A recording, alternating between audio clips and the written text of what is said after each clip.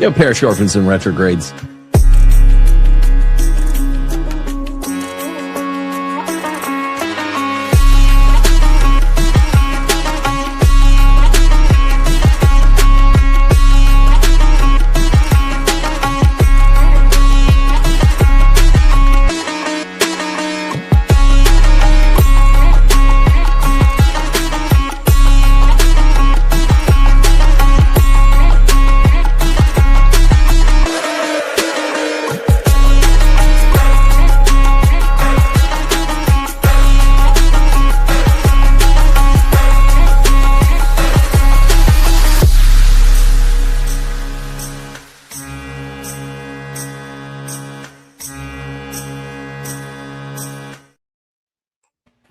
Greetings, everybody.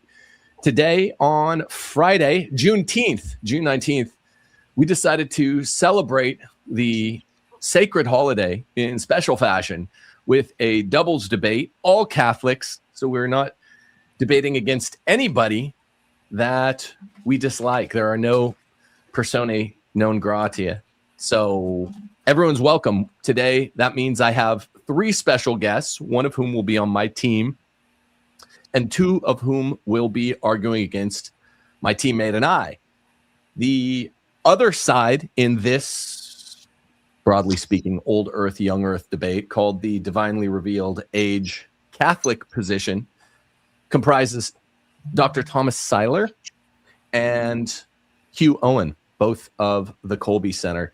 My team is my brother, Dr. Gregory Gordon, and my own good self. So we're going to jump right into it, and Steph will read the instructions together with the posit for the debate. And then we're going to start with opening statements, which I guess I will kick off. All righty. All right. So for today's debate, the format will be each person will have 15 minutes for opening statements, a 10-minute time for rebuttal, and 5 minutes for closing statements. This will be a 2-hour debate. The order will be for opening statements, Timothy, Gregory, Hugh, then Thomas. For rebuttals, it'll be Thomas, Greg, Hugh, and then Tim. For closing statements, the order will be Timothy, Greg, Hugh, and Thomas. Teammates are permitted to share time for rebuttals. I will give a 1-minute warning. I'll do my very best to do that. And an alarm will sound when your time is up. Your microphone will be cut off after a 30-second grace period to wrap up your thoughts. Also, we will host a live Q&A afterwards for any of you 4 gents who want to stick around for that. For viewers to make comments or ask a question, and super chats will be given priority. I will ask the debaters to please mute your mics during somebody else's speaking time, just so we're not hearing background noise if possible. And the prompt for the debate is resolved. Within the theological parameters established by Pope St. Pius X's 1909 Pontifical Biblical Commission, both faithful, divinely revealed age Catholics, which we're calling DRAC, and older universe than the other patristic models, which we're calling out to PM, interpretations are permitted, but the geological and cosmological evidence more compellingly supports an old universe. So for introductions, we have Dr. Gregory Gordon, who is a faithful Catholic and husband and father of 4, who works in the energy industry and has taught at the university level. He holds a PhD in geology.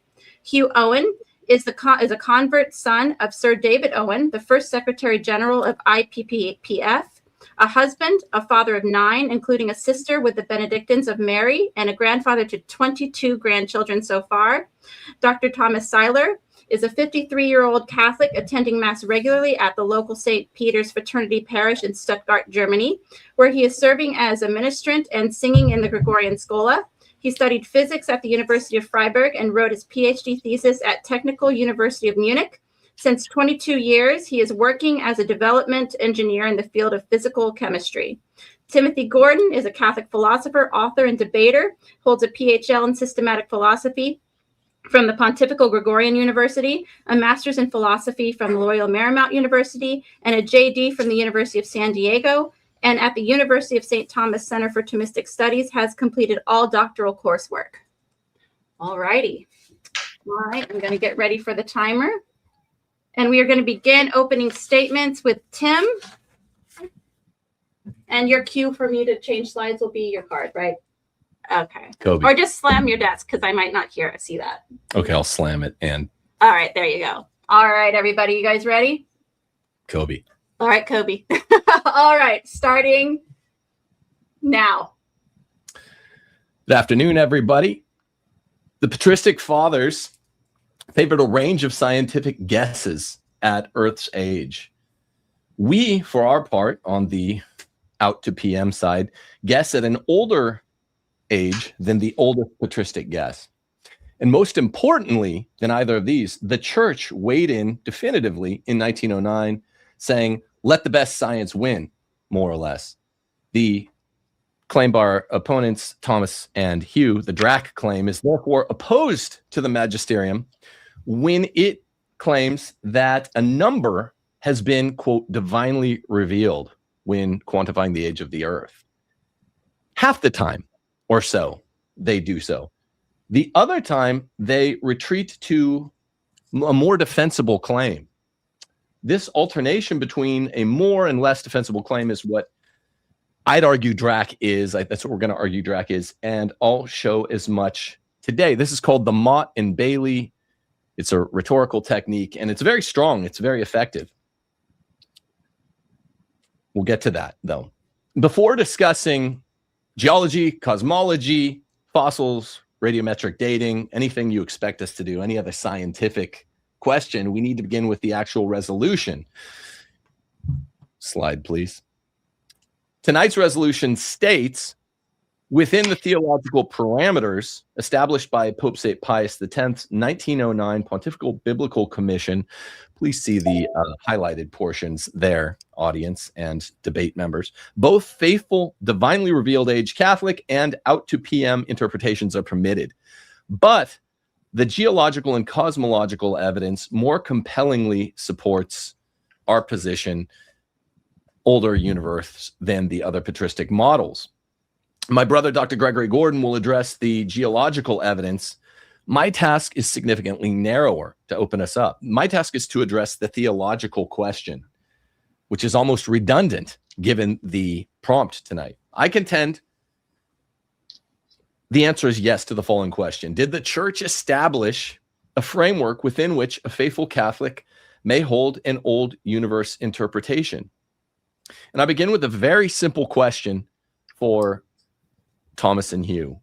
If there is a divinely revealed age of the earth or the universe, we'll use them pretty much interchangeably, earth and universe, as our opponents claim, then what is that precise number? This is not a rhetorical question. This is absolutely of essence for the debate tonight. If the age of the earth belongs to divine revelation and the deposit of faith, then it should possess the same kind of precision we find in every other revealed doctrine in the Depositum Fide.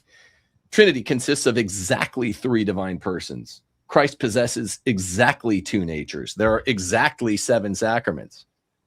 Revealed truths are so revealed and precise because God reveals them. So I ask again, and I'm going to ask all night, what is the revealed age of the earth? 6,000 years? 6,051 years? 6,100 years? According to which chronology? The Hebrew one, which differs from the Septuagint chronology, which differs from the chronology of Eusebius or Julius Africanus, or the other Alexandrians who present a different chronology, Clement and Cyril. If a revealed age exists, then what is it? And where has the church proposed it for belief? This is the second most important question I pose tonight. Where? I want to know. We have a magisterium, unlike Protestants and the Eastern Orthodox churches. Where's the church proposed it? This question immediately exposes the central difficulty facing the Drac position. Our opponents frequently speak of a universal patristic consensus regarding the young earth. There simply isn't one. There's an approximate sort of agreement, but there isn't a universal consensus constituting a divinely revealed number. A general agreement that the world is relatively young by cosmic standards over the last 100 years is not the same thing as a revealed precise chronology. Suppose that half the fathers taught that the Trinity contains 3 persons, and the other half taught that it contains 4. This is a very close range, after all, and it makes some amount of sense. But would we say, accordingly, that there exists a unanimous revealed doctrine because everyone in this grouping, one half and the other, agreed the Trinity contains somewhere between 1 and 10 persons, 1 and 5 persons even? That's not real consensus in the sense of de fide revealed truths. Of course, we wouldn't say that. A revealed number must be precise because it comes as a revelation, a public revelation, presumably from God. I don't know of any claims that there's private revelation about the age, the exact age of the earth. And this leads directly to the question of the fathers. If the age of the earth were truly part of divine revelation, as Drac erroneously claims, we would expect the fathers to transmit it with the same clarity and precision and rigor with which they transmitted every other revealed doctrine. We would expect something like a countdown clock in reverse, like a Y2K clock, to the second even. We would expect a settled chronology, a universally recognized number. Instead, we find substantial disagreement regarding the very factors necessary to calculate that number. We find differing chronologies derived from Hebrew and from Greek textual traditions.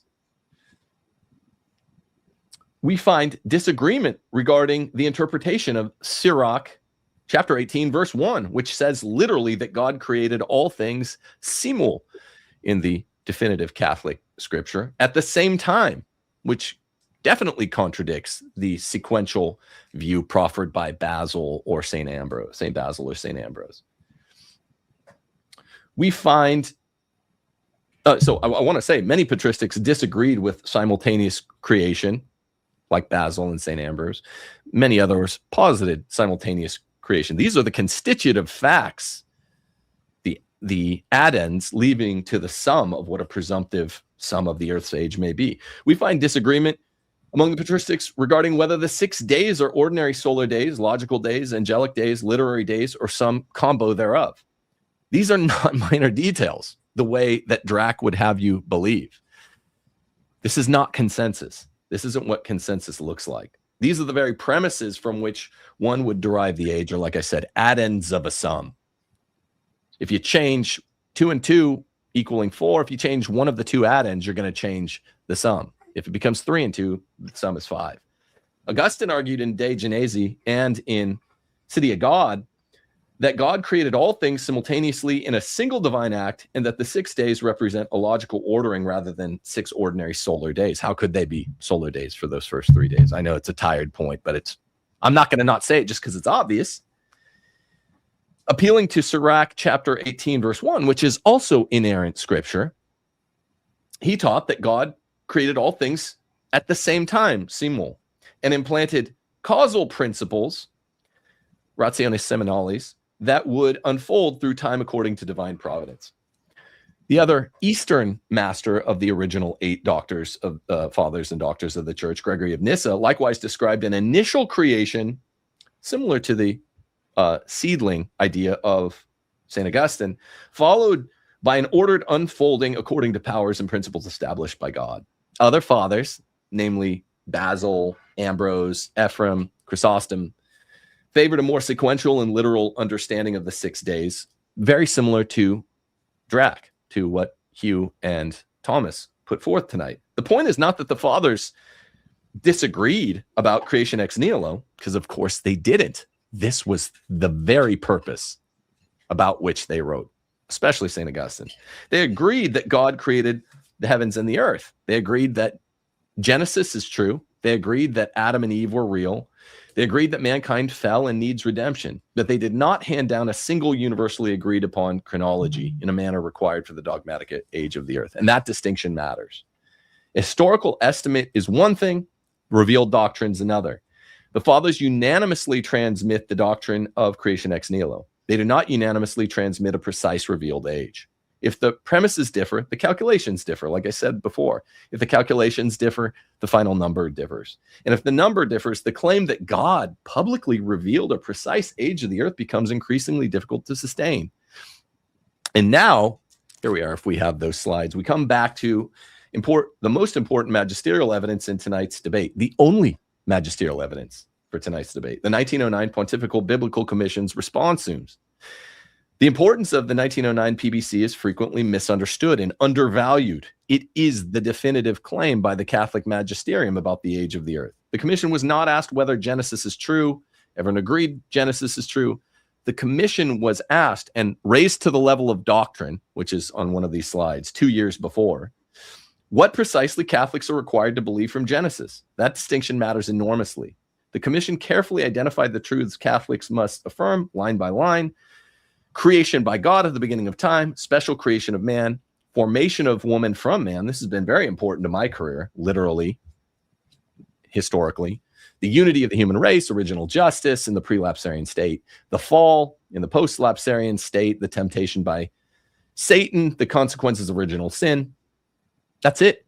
Notice what is absent there on your highlighted slide up in front of you. No age of the earth or age of the universe, no mandatory chronology, no requirement that the 6 days be understood as 6 24-hour periods. See that slide, please, regarding 6 24-hour periods. The PBC expressly says it might be what the other half of the Father said, maybe not literal half, what the figurative patristics believed about the Yom, the word Yom day. Indeed, the commission explicitly allowed discussion regarding whether the word Yom signifies a natural day or a longer period of time. In that slide, you can see it right there. That permission is not an endorsement of old earth creationism or out to PM explicitly. I don't claim it is. It's something more important and more devastating to the other side. It's an acknowledgement by the church that chronology itself is not part of defined doctrinal content in Genesis. This is what the Roman Catholic Church teaches. The point's decisive. If young earth chronology were part of divine revelation, the commission could not have left the matter open. If a particular age were required by Catholic faith, the commission would have identified it among the truths Catholics must affirm. Instead, the church distinguished between what belongs to revelation and what remains open to investigation. The DRAC folks, our opponents here today, friends in Christ though, may respond the church merely tolerated discussion. Very well, but tolerating discussion is still discussion. One cannot simultaneously claim that the church explicitly permitted discussion and that Catholics are forbidden from discussing that matter. This is where the Mott and Bailey becomes important. Sometimes they'll make the stronger claim. When pushed back, they'll make it sound more humble. That's the Mott and Bailey. We'll talk about that on rebuttal. One cannot appeal to the authority of the PBC while denying the very freedom that the commission expressly granted. It's absurd. It's a reductio, in fact. And it punished denial of the PBC findings under the pain of sin. This brings us to an important point about tonight's resolution. The resolution does not ask whether old universe Catholicism or out to PM is dogma. It does not ask whether every geological conclusion that my brother will raise in the next 15 minutes is dogmatized or defined. It does not ask whether every geological conclusion is beyond dispute or whether every scientific model that shifts from time to time is correct. The resolution asks instead whether old universe Catholicism out to PM is permitted within the theological framework established by the church, and if so, whether it's compelling on the basis of the natural reason. This is a far more modest claim, and it's precisely the claim embodied in the resolution before us. So let's step back and consider the broader history of the cosmology debate quickly. For most of Christian history, the great intellectual battle was not over chronology. It wasn't when did the universe begin? It was, did the universe begin at all? For 2,500 years, ancient pagan philosophy generally favored an eternal cosmos, as did Aristotle and Plato. Ancient materialists favored an eternal cosmos, and against all of these positions stood biblical Christianity. A beginning in time was a win for classical theism. The beginning in time was mostly demonstrated in the 20th century. No beginning in time was a win, would have been a win for classical atheism. Christianity proclaimed creation ex nihilo, that the universe depends entirely on a creator and that the world began. This was the battle fought by Augustine, medieval theologians, and Christianity for centuries. Not when, but if. And this historical fact reveals something important, what Christians regard as essential. That what was essential, the doctrine, was creation, which implies creator. The essential doctrine was dependent on a creator God. The essential doctrine was creation ex nihilo, not a chronology. Modern cosmology is relevant only insofar as it illustrates this distinction. Okay, 30 seconds. Whatever one thinks about particular scientific models, the broad trajectory of modern science has moved away from eternalism and toward a finite cosmic history. The significance of that development is not that science has discovered a new dogma, nor is it that science has revealed a chronology. The significance is that modern inquiry increasingly points toward the proposition that the universe is not eternal and that it had a beginning in time that is open to science, left open by the 1909 PBC. And all right. All right, so let me get these off of here. Bear with me for just 1 second, gents. Let's see, what does this do? Okay, perfect. Oh, sorry, my mic was off. All right, Greg, I'm ready to start your timer whenever you are ready. Wait, I'm sorry, just a second. Let me get this. Sounds good. Okay, great. All right, and go. Hello, everyone. I greatly appreciate the opportunity to discuss and debate this topic with you Catholic gentlemen, Hugh Owen and Thomas Syler. It is my intention here today as a faithful Catholic to engage respectfully and fruitfully with other Catholic men and to bolster the complementary union between faith and reason as two wings on which the human spirit rises to the contemplation of truth. We know that the good faith pursuit of scientific inquiry harmonizes beautifully with the pursuit of truth. True scientific inquiry seeks to honor God's creation and contribute to human flourishing. Truth cannot contradict truth. So it is in this spirit that I am here today as a Catholic geoscientist who is very familiar with our church's teachings on how Catholics may read and interpret Genesis chapters 1 and 2. And I am familiar with what the church teaches about whether we must believe in a young earth, whether that's 7,120 years old or 6,000 years old or whatever that age might be, and it varies quite a bit. Or are we free to believe in a much older earth? I will cut to the chase here. Our church's teaching is that Catholics are free to believe that the 6 days of creation in Genesis 1 are either literal 24-hour days or that they represent periods of time or eras. This, as Tim mentioned, comes from the Pontifical Biblical Commission of 1909. This commission also states that Catholics are allowed to believe in a very young earth or a much older earth. Let me repeat, Catholics are not required to believe in a young earth. Catholics are not required to believe in a literal understanding of the creation account in Genesis 1 and 2. This is the teaching of our church. We are indeed required to believe that God created the universe ex nihilo, and that human beings are created in the image and likeness of God, and that original sin is real, and that the human soul is specially created by God. But I believe that Earth is not just a few thousand years old. Earth is billions of years old. My belief is based upon the mountains of scientific data that have accumulated over the past few hundred years and before that.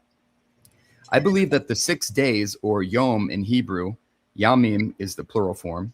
I believe these 6 days of creation represent 6 eras or epochs of time, not literal 24-hour periods. Allow me to make my case here. Let's go back to the Hebrew word Yom. In Genesis chapter 1, days 1 through 3 describe a morning and evening before the sun was even created. The sun doesn't appear until day 4. See Genesis chapter 1, verse 14. So many scholars ask, how can you have a literal 24-hour solar day period without a sun? What was Yom referring to for the first 3 days then? As we know, God exists outside of the constraints of time and space. In Genesis chapter 2, verse 17, God tells Adam he will die in the day, be Yom, in the day that he eats the fruit. Well, Adam lives to 930 years old after eating the fruit. Clearly not a literal 24-hour consequence. In Psalm chapter 90, verse 4, for 1,000 years in your sight are like a day, Yom, that has just passed. This explicitly equates Yom with 1,000 years. Notably, this is the same psalm that's traditionally attributed to Moses. In Psalm chapter 95, 8, the writer of the Psalms looks back at Israel's wandering in the desert and encapsulates the entire 40-year period of rebellion and wandering as a single day. Do not harden your hearts as at Meribah, as on the day, Kayom, of Massa in the wilderness. So going back to the age. In Isaiah chapter 2, 11 and 12, the prophetic phrase, the day of the Lord, or Yom Adonai, refers to an entire eschatological era or epic, not a calendar day. And in Zechariah chapter 14, verse 8, on that day, Yom, ... That's used throughout Zechariah to refer to a future age or dispensation lasting an indefinite period, not a 24-hour day. It is really important to understand the different uses of Yom in ancient Hebrew if you want to clearly and fully understand the creation account in Genesis chapters 1 and 2. Now, today I wager that you're going to hear all about how almost all of the church fathers believed in a literal Genesis 6-day creation account and or a young earth. However, Augustine and Origen and St. Clement of Alexandria and others wrote that these 7 days of creation in Genesis should actually not be interpreted as literal 24-hour periods. And remember, the Catholic Church actually told us that we do not have to believe in 6 literal days of creation. I am arguing that the earth is old, billions of years old, and it cannot be merely 6,000 or 7,000 years old. Let's get to some science. For those arguing Earth is merely thousands of years old, it's an uphill battle against mounds of evidence. Firstly, let's start by looking at the opening of the Atlantic Ocean basin and rates of seafloor spreading. The continental shelves, not the actual traceage of land, but the continental shelves of Western Africa and Eastern South America share a near flawless structural and geological match. This is evidence that they were once physically fused together as part of the ancient supercontinent Gondwana.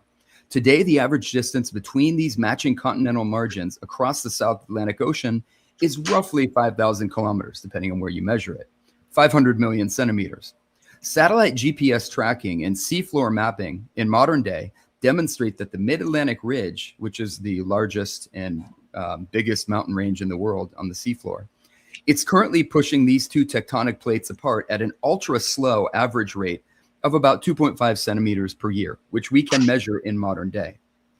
Dividing the total distance by the annual spreading rate reveals that it has taken approximately 200 million years for the two continents to reach their current positions.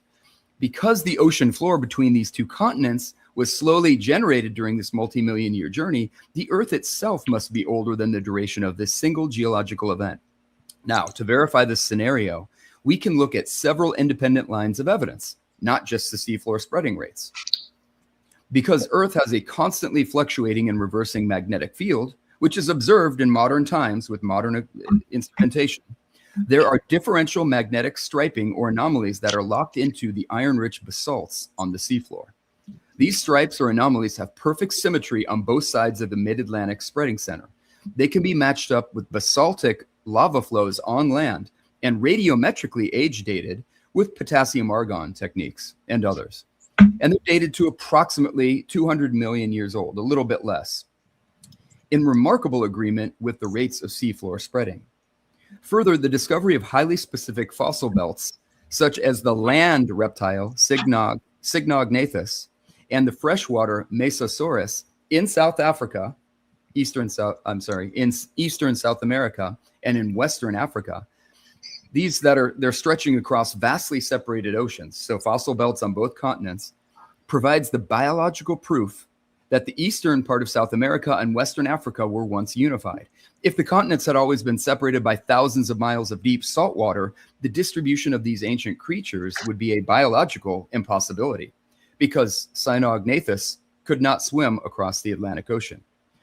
Secondly, let's talk about ice cores.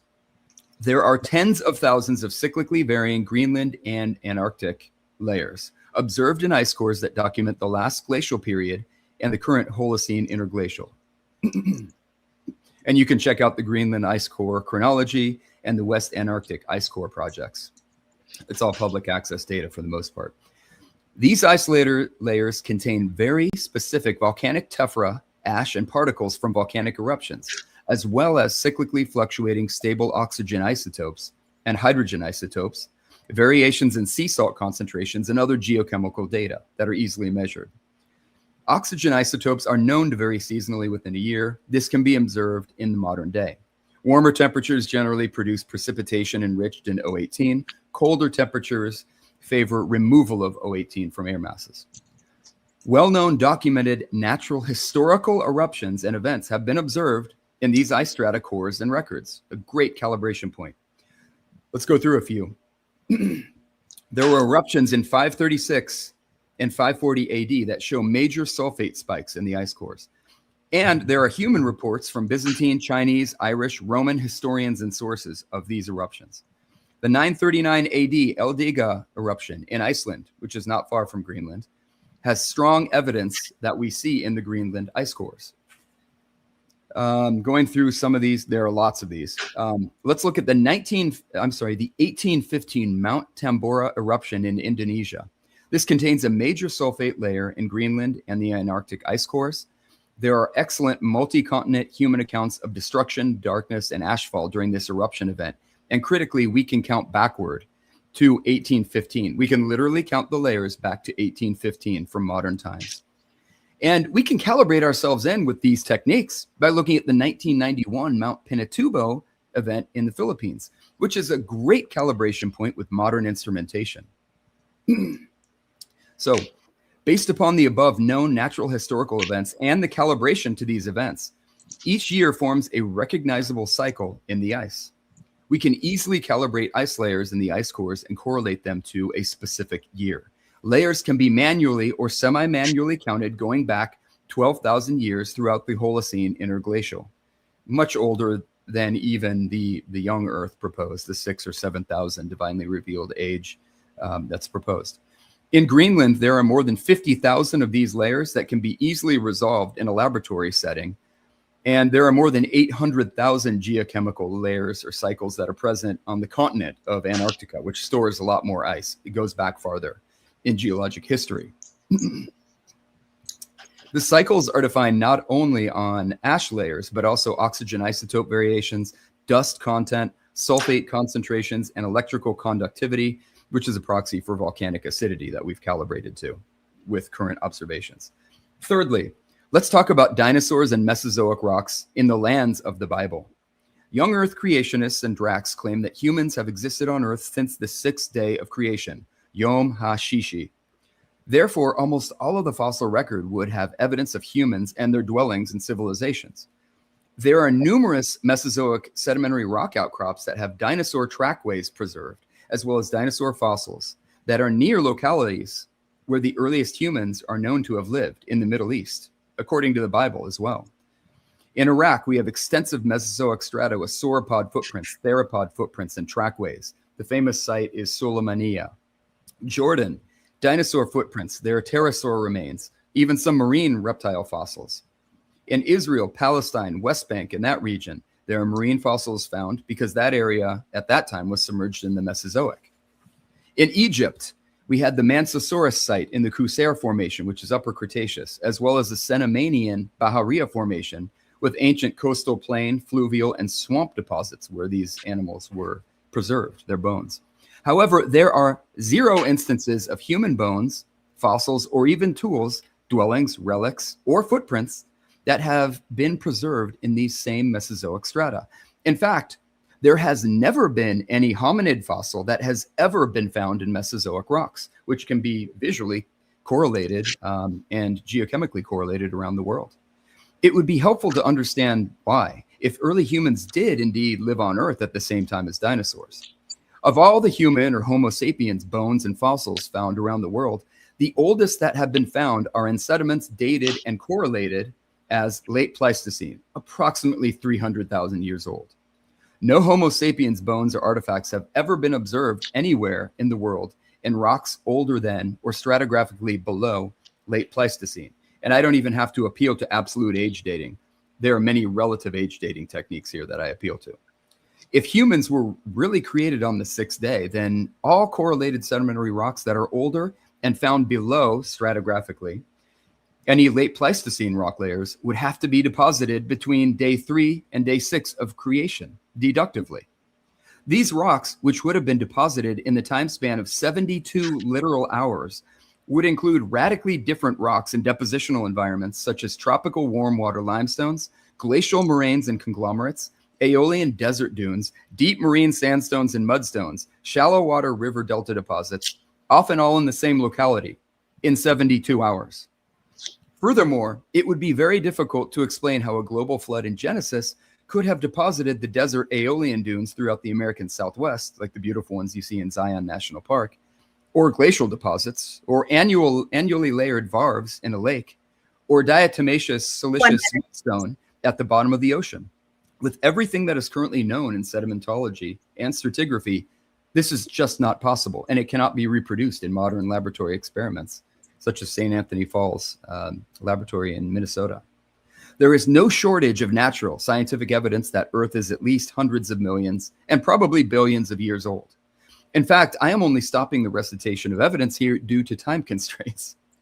We haven't even gotten to evidence in unconformities, sequence stratigraphy, depositional environment juxtapositions, additional radiometric age dating techniques, cosmogenic radionuclide dating, etc.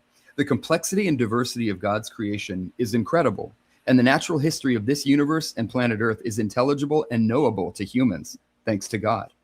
And God does not build deception into his creation. That's my statement. Thank you. Well done. Okay. Let me restart this. And Hugh, bear with me for just 1 second. It's your turn.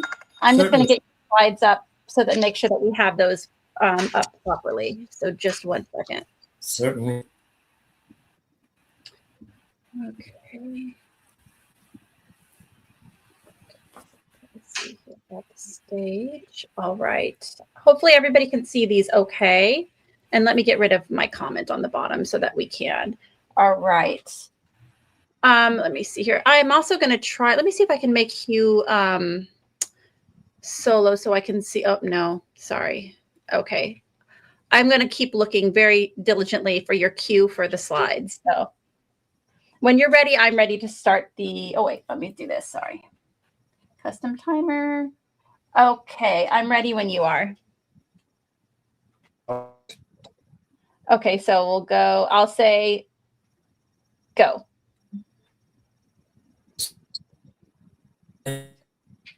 I'm sorry, Hugh. I think we're having some technical problems with your audio. I don't want this to count against your time. Can you hear me okay?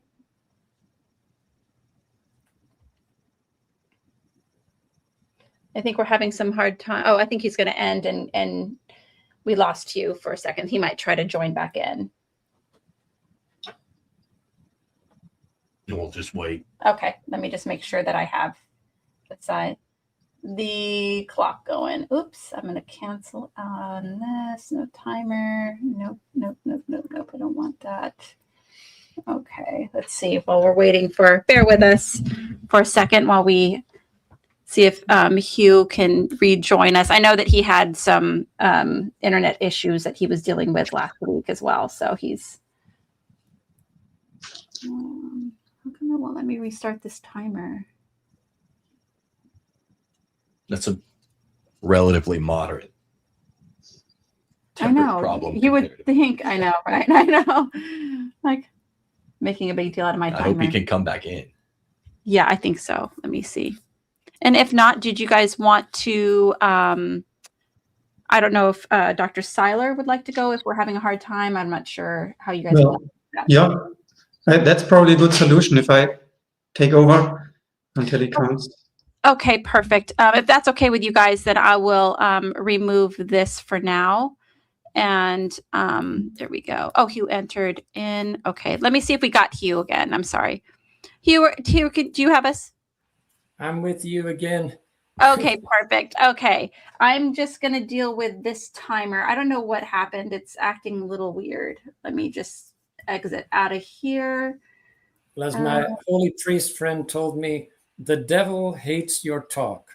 So that's enough of an explanation for me. Okay, let me see. Oh, it's still not. Honey, can I use your phone, please, for a timer? My computer is acting a little funky. Sure. I'm sorry, everybody. Excuse me. All right. Let me see here.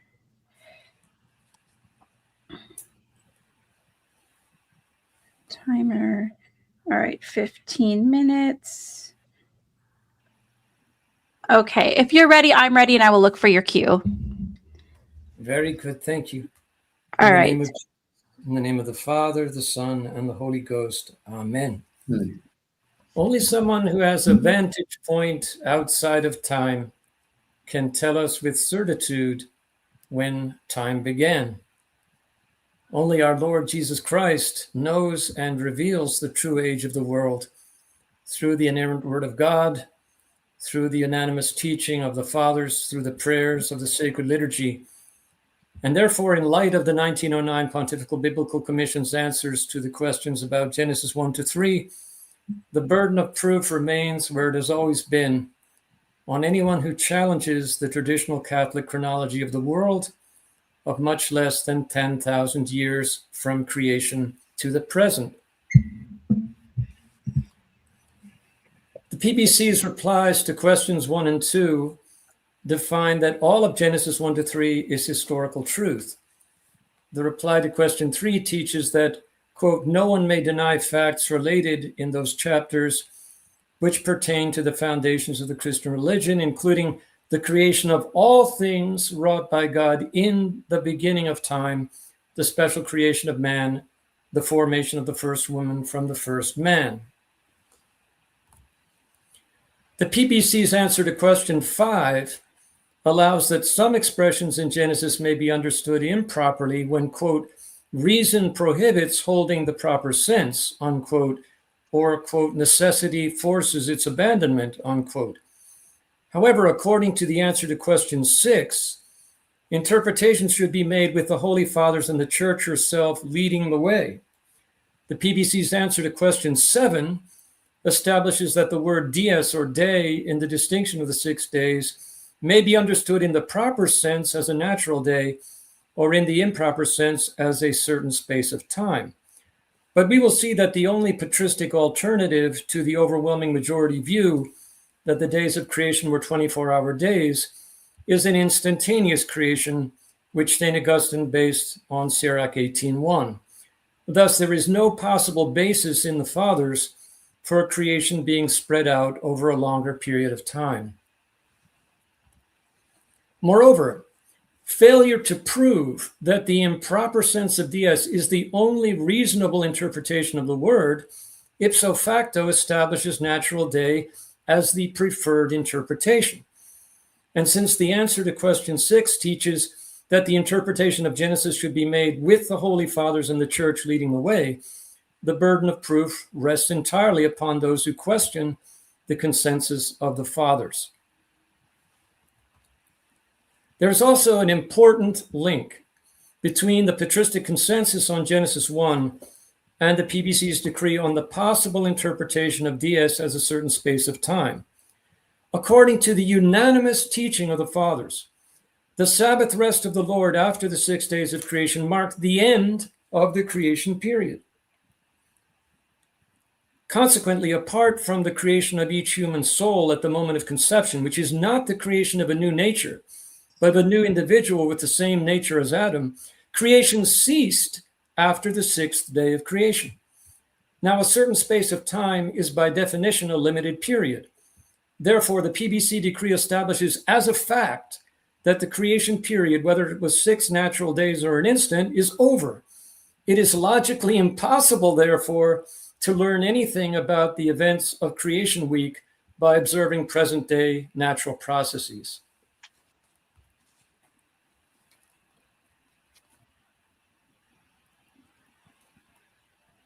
Rightly understood, this doctrine, explicit in the writings of the Fathers and implicit in the PBC decrees, that the creation period has come to an end, renders it impossible for natural science to discover anything certain about the creation week and the origin of the things created during that period. This is because the Holy Fathers and the PBC unite in teaching that the creation period is finished, that God is no longer creating new kinds of creatures, and that therefore creation cannot be observed. It's axiomatic that human science cannot arrive at certain knowledge of an order of things that it cannot observe. And this being the case, it is quite impossible for natural scientists to prove that the improper sense of dies as a measure of the creation period is the only reasonable interpretation of the word, which means that by the PBC's stated criteria, a 24-hour day must be the default interpretation of DS for all Catholics. Now, we also have to interpret the PBC answers in light of the framework that was mandated by the reigning pontiff. And Pope St. Pius XII, in 1909, mandated the use of the Catechism of Trent to teach the dogmas of the faith in the entire world. And if we look at how the Catechism of Trent teaches the dogma of creation, we will see that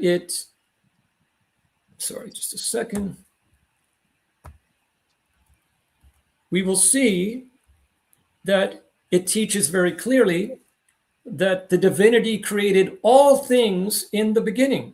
He spoke and they were made. He commanded and they were created. And it goes on to explain that God created all the different kinds of creatures supernaturally in 6 24-hour days, and then rested on the seventh day after the creation of Adam and Eve, and consecrated the seventh day to God at the foundation of the world. And the Roman Catechism directs pastors to Exodus, because it is in Exodus 20 that we are told that God himself, with the finger of God, wrote the 10 commandments on tablets of stone and commanded us to remember to keep holy the Sabbath day, that we are to work for 6 days and consecrate the seventh day to him, because he created the heavens and the earth and all they contain in 6 days, and consecrated the seventh day to himself at the beginning of creation. Now, St. Thomas Aquinas in the Summa sums up the entire patristic consensus when he teaches that the completion of the universe, as to the completeness of its parts, belongs to the sixth day, but its completion as regards their operation to the seventh. And this is a fundamental point, because St. Thomas is making the distinction that every father made between the work of creation, which was completely supernatural, and the natural order, what the doctors call the order of providence, which is what we are living in, which only began when the entire work of creation was finished. And what this means is we cannot study the material universe as it is now and extrapolate from the natural order all the way back to the beginning of the universe. And if we do, we're going to come up with the wrong answer every single time. In fact, for every father of the church and for St. Thomas, it would be just as absurd to take some of the wine after the miracle at Cana, subject it to chemical analysis to try to determine the true age and origin of the wine, as it would be to study the material universe as it is now and extrapolate from what we observe to explain the true age and origin of the universe. And that's why St. Maximus the Confessor and other fathers and doctors tell us that our Lord wanted there to be 6 containers of water at Cana to remind us of this very truth. Now, the other thing that's important to remember is that the church fathers were very familiar with long ages and with evolution and people trying to study the natural order and extrapolate back to explain how everything came to be. And they completely rejected all these long age systems of Lucretius and Epicurus and Anaximander and the rest of them. And this is because these systems were in such obvious contradiction to what God himself had revealed about how he created the world. And so we find St. Maximus the Confessor, father and doctor of the church, summing up the unanimous teaching of every father that we should try to learn why God created, for that is true knowledge. But we should not try to learn how he created or why he did so comparatively recently, for that does not come within the compass of your intellect. And that's really the crux of this debate. But see, St. Peter, our first pope, inspired by the Holy Ghost, predicted the revolution that would take place far in the future against the traditional interpretation of Genesis. In 2 Peter chapter 3, in this amazing prophecy, he foretells that scoffers will come into the Catholic community saying things have always been the same as they are now since the very beginning of the universe. And he points out that these people are going to have to ignore the fact that it was the fiat of God that supernaturally created all the different kinds of creatures. So you cannot study the order of nature and extrapolate from that all the way back to the beginning. But he also predicts that the same scoffers will deny that there was a divine judgment on the whole earth with Noah's flood, which completely changed the face of the earth and produced the fossil record and most of the geologic column catastrophically. And these two errors are the very ones that lead to the long age accounts of the origins of man in the universe. Now, every Catholic is bound to adhere to the profession of faith of the Council of Trent, which tells us that we must adhere to the unanimous consent of the fathers on any scripture that pertains to a doctrine of faith or morals. And every father who could read the Hebrew text of Genesis, like St. Ephrem the Syrian, agrees with Dr. James Barr that creation took place in a series of 6 days, which are the same as the days of 24 hours we now experience, and that when the word yom or day is used with the phrase evening and morning, it always means a 24-hour day. There are no exceptions in the entire Old Testament. And every single father who could read the Hebrew text of Genesis also agreed that the figures contained in the Genesis chronologies in Genesis 5 and 11 give us by simple addition a chronology from the beginning of creation up to later stages in the biblical story. Even Origen, at the extreme allegorical end of exegesis, teaches categorically that the Mosaic account of creation teaches that the world is not yet 10,000 years old, but very much under it. And St. Augustine, with his minority view that the creation was instantaneous, only resorted to that position because he did not have an accurate Latin translation of the Hebrew text of Genesis. He had the Vetus Latina, and in the Vetus Latina, as in the New American Bible today, it seems that there's a contradiction between Genesis 1 and 2 if you take the days of Genesis 1 as literal 24-hour days, as the overwhelming majority of the fathers did. But if you use St. Jerome's accurate Vulgate translation, there is no contradiction.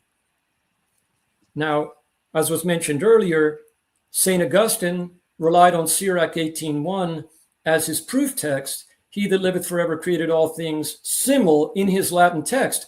But the original text of Sirach 18:1 is in Greek, and the word that was translated simul is koine. And koine means in common. It does not have a temporal meaning. So what it's really saying is that God created everything without exception. But Sirach 18:1 in the Latin was interpreted by St. Augustine as having a temporal meaning, which it didn't actually have.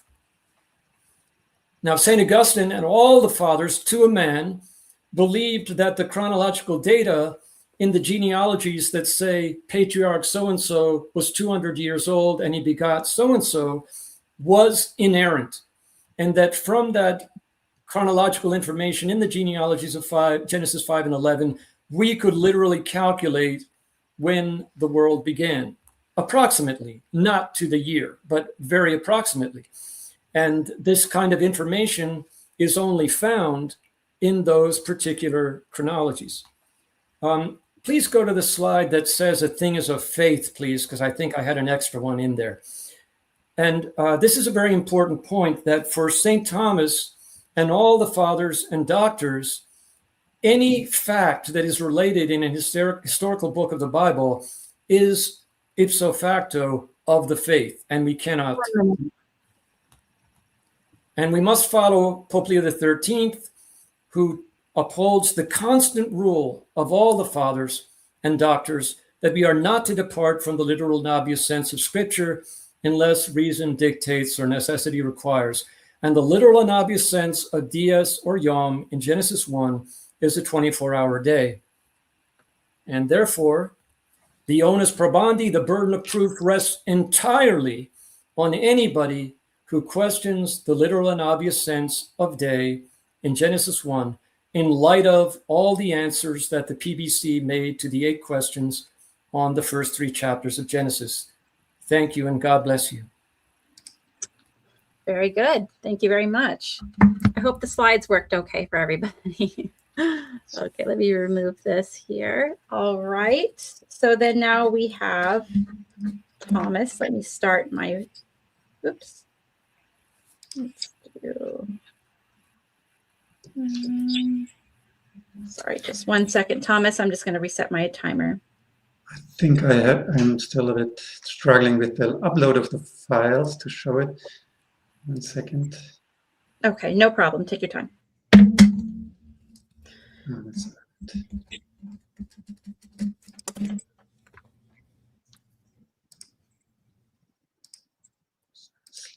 I have to press slide and PDF, right? If there's in this menu here. I'm not sure on your end how it would work. Let me see if I can. Okay. Thomas, if you quickly upload to Dropbox, then Mrs. Gordon can receive the link and she can show. That's what I did. Okay. One thing, let me just try once more. Share screen. Here is the share screen. All right. Perfect. Let me see if I can allow that on mine. Now it works. Okay. Very good. So here we go. Add to stage. Yeah, just to open PowerPoint. Now you can see it? Yes, we can. I will let you know if you're all ready to go with your slides, then I can start the timer. Just let me know. Yes, I'm ready. Yeah. Okay, perfect. Your time begins now. All right. So good afternoon and good evening, everybody. I want to talk about the age of the world from a scientific perspective. And as we have already heard, the main idea behind an old universe is the Big Bang model of cosmology, about which Stephen Hawking says that the laws of nature itself tell us that not only could the universe have popped into existence without any assistance, like a proton, and have required nothing in terms of energy, but also that it is possible that nothing caused the Big Bang. Nothing. This is a very strong statement in the last public book, the last book which Stephen Hawking wrote. It's an interview book right before his death. And this is what Georges Lemaitre said. It's quite a similar idea that you do not need God if you want to believe in the Big Bang model. The Big Bang model works by itself. As far as I see, such a theory remains entirely outside any metaphysical or religious question. It leaves the materialists free to deny any transcendental being. So he didn't create the Big Bang model in order to prove that God created everything in the beginning. No, he invented something which allows to explain the existence of the universe, the earth, everything which is here without divine assistance, without God as a creator. Now, can we measure the age of the cosmos? In a Forbes magazine interview, Ethan Siegel, in an article in 2026, he wrote, in an ideal world, when we want to uncover the answer to a question like what is the age of the universe, we would have an incredible number of independent lines of evidence, all converging to the same answer. But in reality, there are only two good ones, and one is better than the other. What do they tell us? They tell us that the oldest star is 13.6 billion years old, and this apparently matches very well with the universe's age of 13.8 billion years old. And this is, both ages are derived from the two methods, which I will describe soon, and their agreement seems to be a very strong support of this long age. Now, the star ages calculation is done by the stellar evolution model. And this is the attempt one, how to measure the cosmos, the age of the cosmos. It's the not as good method. And based on that, we obtained that the age of the universe in 1993 was 12 to 20 billion years old, and in 2006 this age changed to 13.7 billion years old. And the premise of all that is that the stars have not been created according to their kind, but one evolved into the other. And this is the solar evolution diagram, the stellar evolution diagram, showing a cloud of gas condensing and then forming the various kinds of stars, red giants, white dwarfs, supernova, and so on, and linking them by evolution, not by creation according to their kind. I just see that my slides got a bit distorted, so I'm sorry for that. Anyway, the result of this stellar evolution process is that order formed from disorder solely by natural processes leading to our beautiful Earth, which has so many parameters just finely tuned for our existence that it's impossible to have happened by a natural process like those which were simulated in the solar evolution model, stellar evolution model, because the natural law does not allow formation of order from disorder. That's the second law of thermodynamics. And this also works in open systems if we talk about order, which has not been yet present in the underlying molecular structures. Now, that's one problem for the stellar evolution model. The other one is that already step one fails, the formation of stars from condensed clouds. So the theory goes like this: hydrogen gases formed after the Big Bang, and by their gravitational attraction, they were compressed together until they became very hot and ignited as a star. That was how the first star was born. However, gas pressure pushes out the hydrogen molecules in the opposite direction, and gas pressure is much stronger. Even with some constructions like supernovas, galaxies colliding, creating a pressure zone where stars are formed, or that cool particles are injected into the gas clouds, we still have to rely on already existing stars. But the question is, how did the first star form? That's why Eva Novotny in her textbook admits the process by which an interstellar cloud is concentrated until it is held together gravitationally to become a protostar is not known. In a similar way, Charles Lada in the Science article 1990, the origin of stars represents one of the most fundamental unsolved problems of contemporary astrophysics. So laws of nature still contradict this model in its very first stage. Now I just want to comment a little bit on the impact of the model parameters. You can imagine that a process like this is extremely complicated to describe by mathematical equations containing several parameters, which might be not quite obvious where to put them. And indeed, there was a result of the oldest star to be 15 billion years old, which would have meant it's older than the universe itself. So what happened? The scientists, the astronomers, changed the way how they measured the distances of these stars in the globular clusters. And by changing this distance only by 10%, by a new way of measuring it, just this 10% farther away distance yielded to a reduction of the age of 4 billion years. And that's how they got an agreement with 13.7 billion years. Now this leads us to the awareness that we must be very careful with all age results we derive from model calculations. And it's now important to come to attempt number 2, the better one. How do we derive the age of the cosmos from the Big Bang model itself? The Big Bang model is described in this graph, like showing at our times the galaxy distance, and at earlier times they are closer to each other, and still earlier closer, and in the very beginning they unite in a singularity, which is the Big Bang, the initial explosion. And as it got distorted, I can't show it properly. But the important point here is that, just put this to the other side. The assumption is simply that we can measure the distances between the galaxies, and we can measure their velocities by their redshifts. However, there are many other interpretations of the redshifts which have nothing to do with the recession.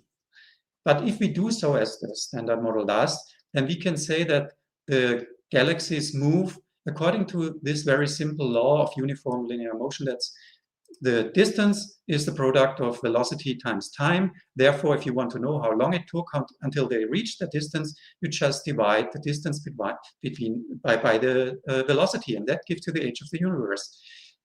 Of course, with some correction factors, some authors try to include changes in the Hubble constant changes, or try to account for different masses in the universe.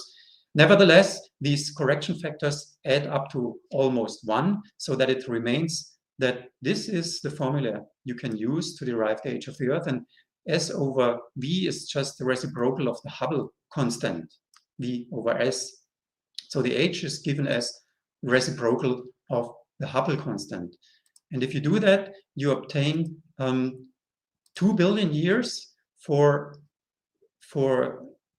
older determinations of the Hubble constant. And so this is again distorted. 1 second.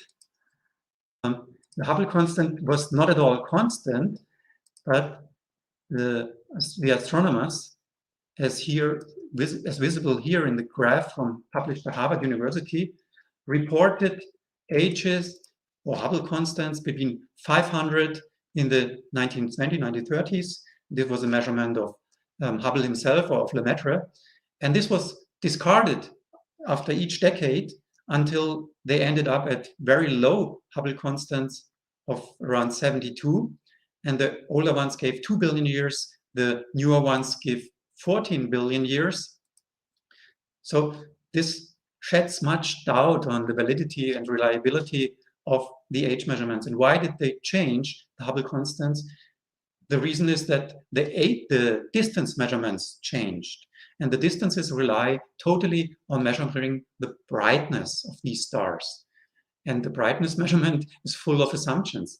We believe that the light is diluted only due to their distance, but we do not take into account that there can be other factors like interstellar clouds, interstellar gas, or whatever, we don't know, which removes light particles, making it fainter. And that changes drastically the distances and therefore the age results.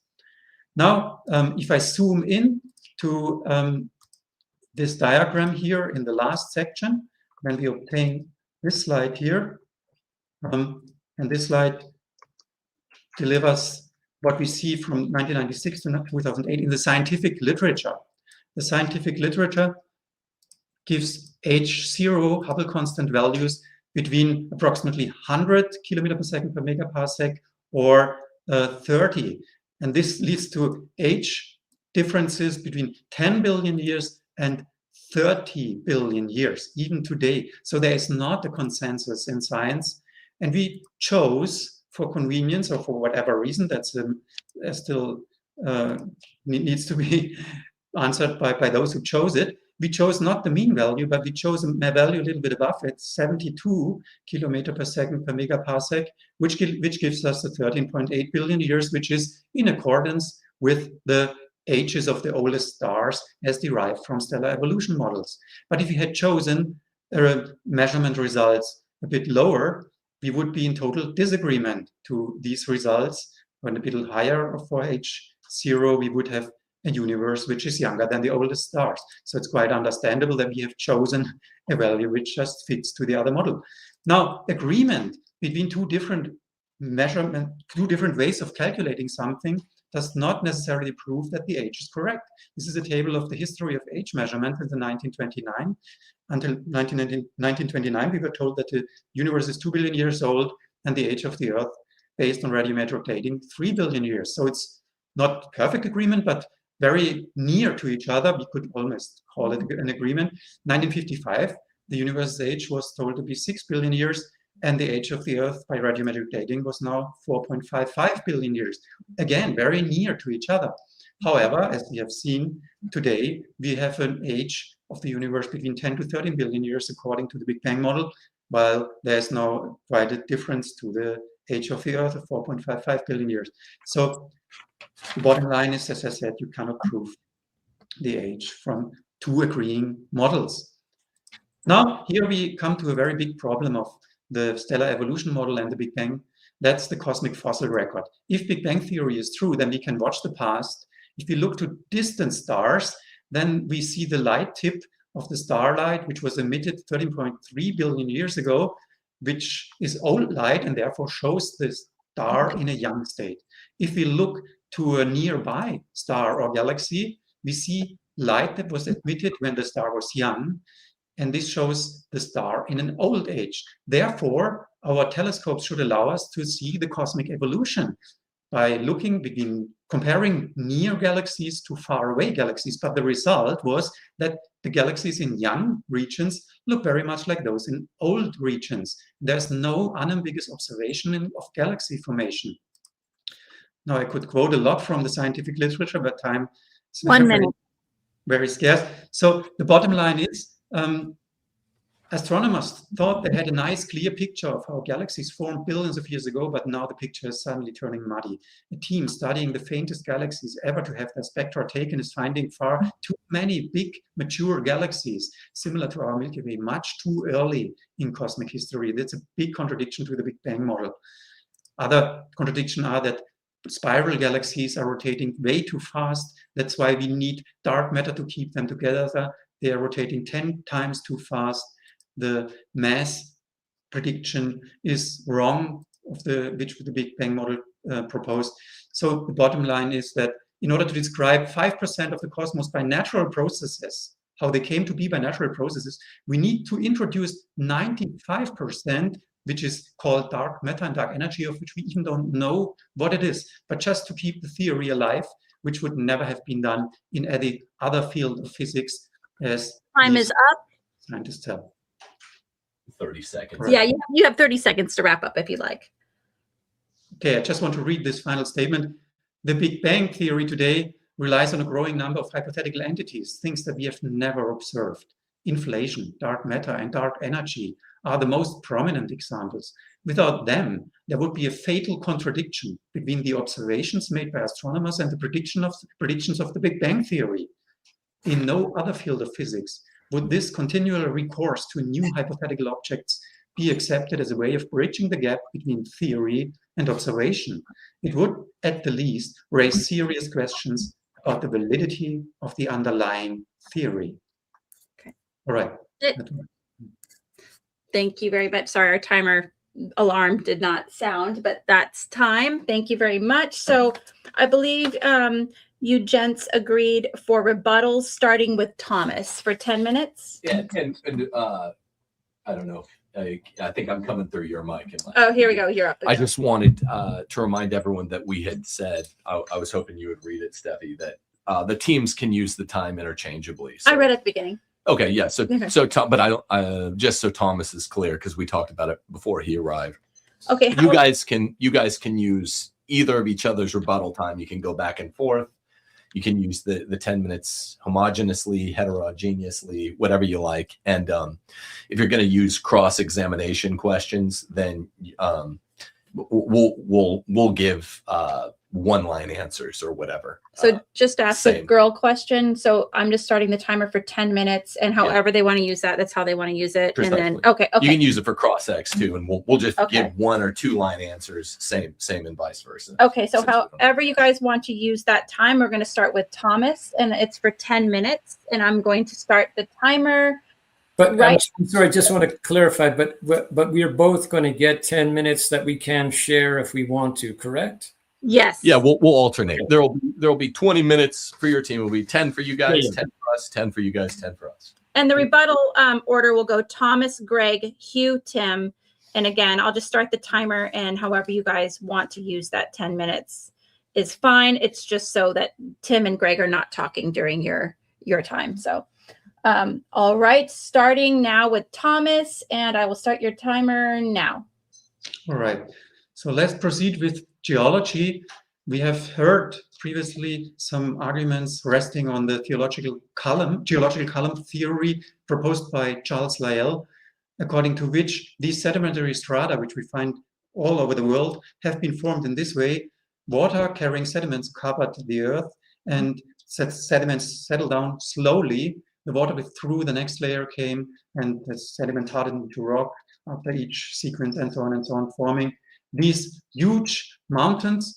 And the basic assumption was that there is no water current, that water is standing still. And this was the basic error of this theory of Charles Lyell of the 19th century, which is still the major sedimentary stratification theory until today.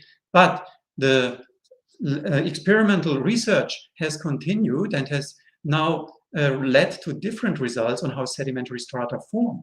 Guy Berthaud and others have shown in flume experiments in laboratory what happens when water moves. So they let water streams containing sand particles of different shape, size, density through these little rivers and observed how do these parallel layers form. And they found a mechanism which was completely different from the vertical settlement of particles. They found that the particles settle down both horizontally and vertically at the same time. They are sorted according to shape, size, density by the moving water.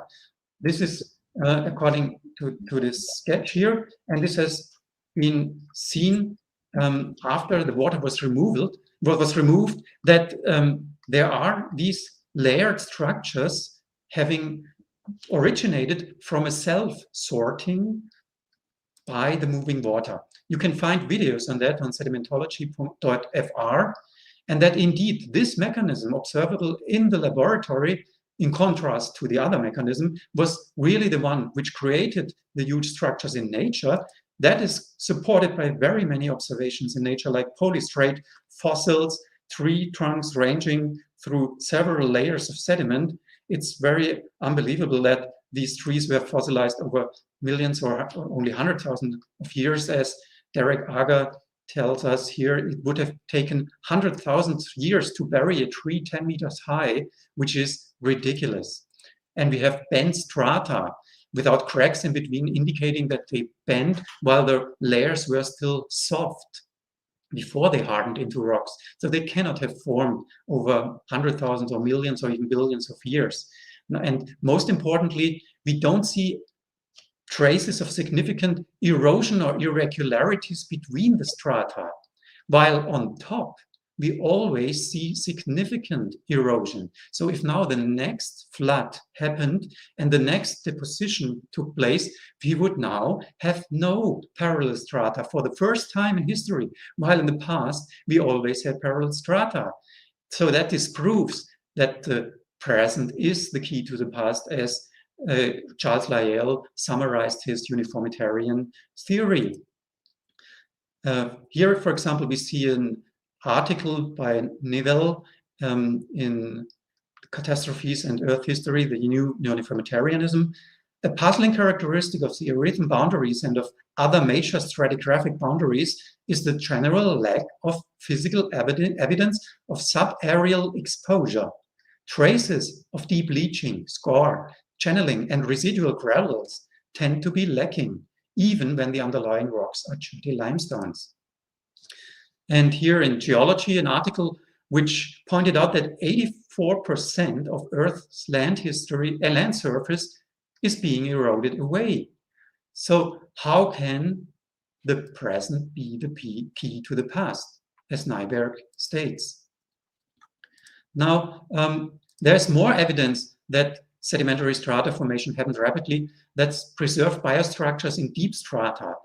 Dinosaurs are supposed to have lived at least 65 million years ago, but recent research found, conducted, for example, by Mary Schweitzer, but also others, and published in these peer-reviewed journals, that there are soft tissue remains in dinosaur bones, blood vessels, blood cells, proteins, and even sequenceable DNA. DNA is supposed to have a half-life of 500 years. How can they survive for 65 million years? We have flexible tissue, which can be torn apart and it remains its initial form like rubber. We have blood vessels in Tyrannosaurus rex fossils. We have the blood cells, which contain the black dot in the center, which is a nucleus, which is characteristic for reptiles. Mammals don't preserve that.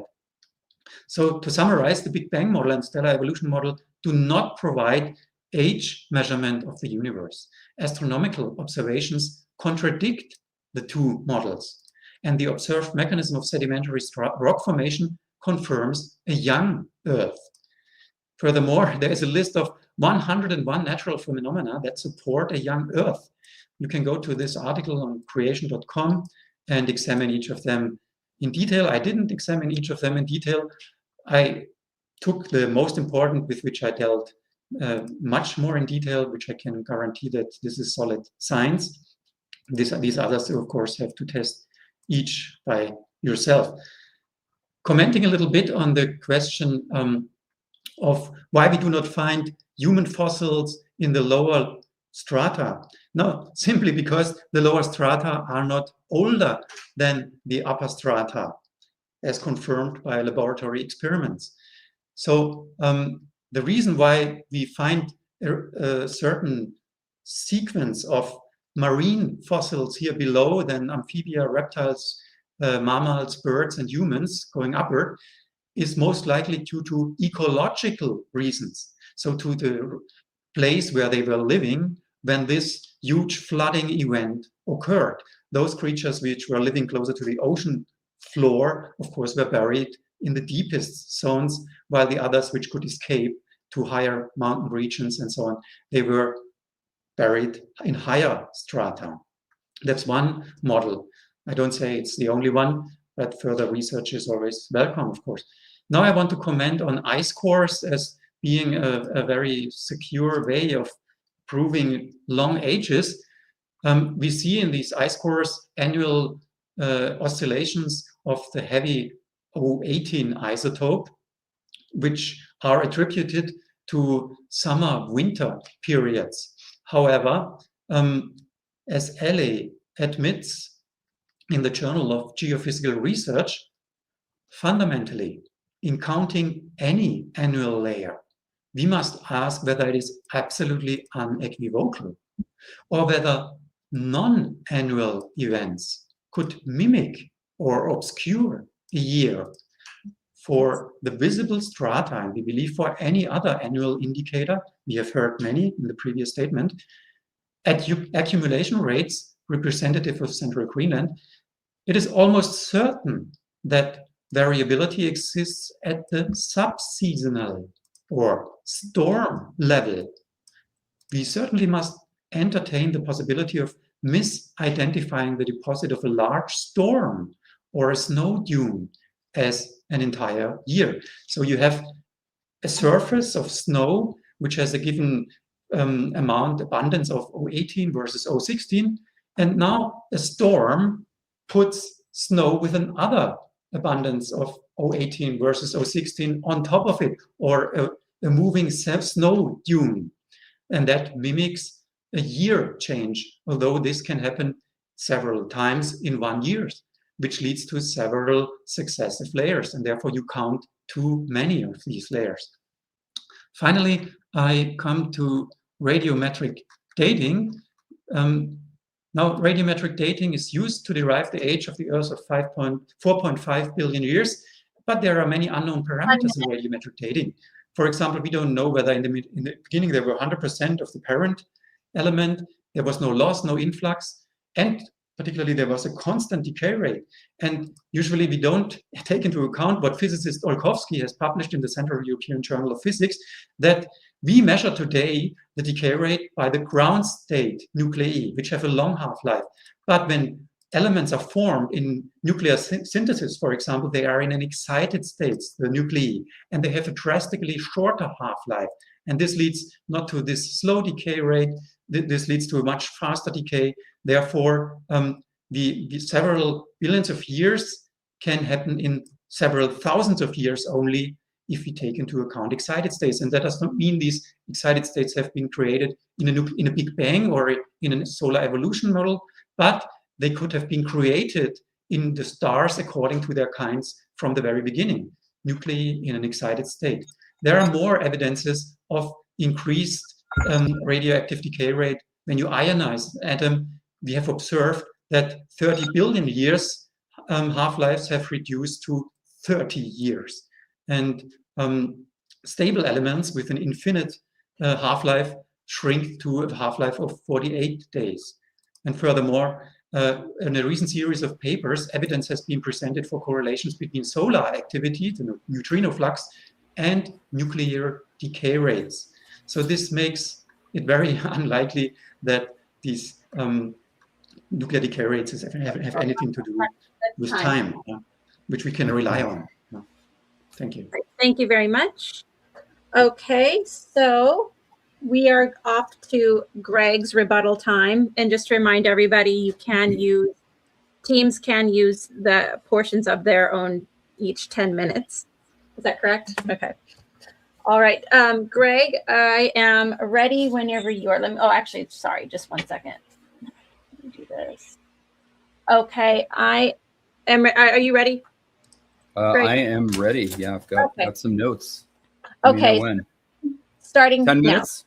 Yep. Cool. Let's go. Yeah, I would like to start with some scientific questions for Thomas there. I'm very interested in the sedimentology you mentioned, some of the sedimentary geology and whatnot. You're aware that different depositional environments, whether they're on land, fluvial, deltaic, in lakes, lacustrine, or in the deep marine, they have different depositional mechanisms. So you kind of hand waved away suspension rainout sedimentation. For everyone watching at home, suspension rainout is when small particles that are easily held within plumes of turbulence or just the water column itself, very, very tiny clay-sized minerals, when they fall through water very, very slowly. And actually, I don't think that's sound ground to be hand waving that away, because that's how all mudstones and shales, not all, that's how probably 95% of mudstones, shales, and mud rocks actually form. And we have evidence for this in some of the plumes that you, or some of the actual experimental regions, and some of the places that you mentioned, specifically St. Anthony Falls, the University of Minnesota, Tulane. There are different plumes and tanks where scientists and sedimentologists run these experiments. So a major source of deposition is suspension rainout slowly through time, very slowly. And that forms most of Earth's shales, mud rocks, and some siltstones. Although silt gets a little bit bigger, silt falls through the water column a little bit faster, just so you know. But then there's also, it looked like on your diagram there, you showed some traction deposition. That's saltation of grains bouncing along the bottom. That's dragging grains and whatnot. That can actually form planar laminations, which again, we could see in plumes, in flume tanks and whatnot. So we know, because we can produce it in modern time experimentally, we know how planar laminations can form. And they can form a number of different ways. One of them is through tractive deposition, traction, dragging, saltation.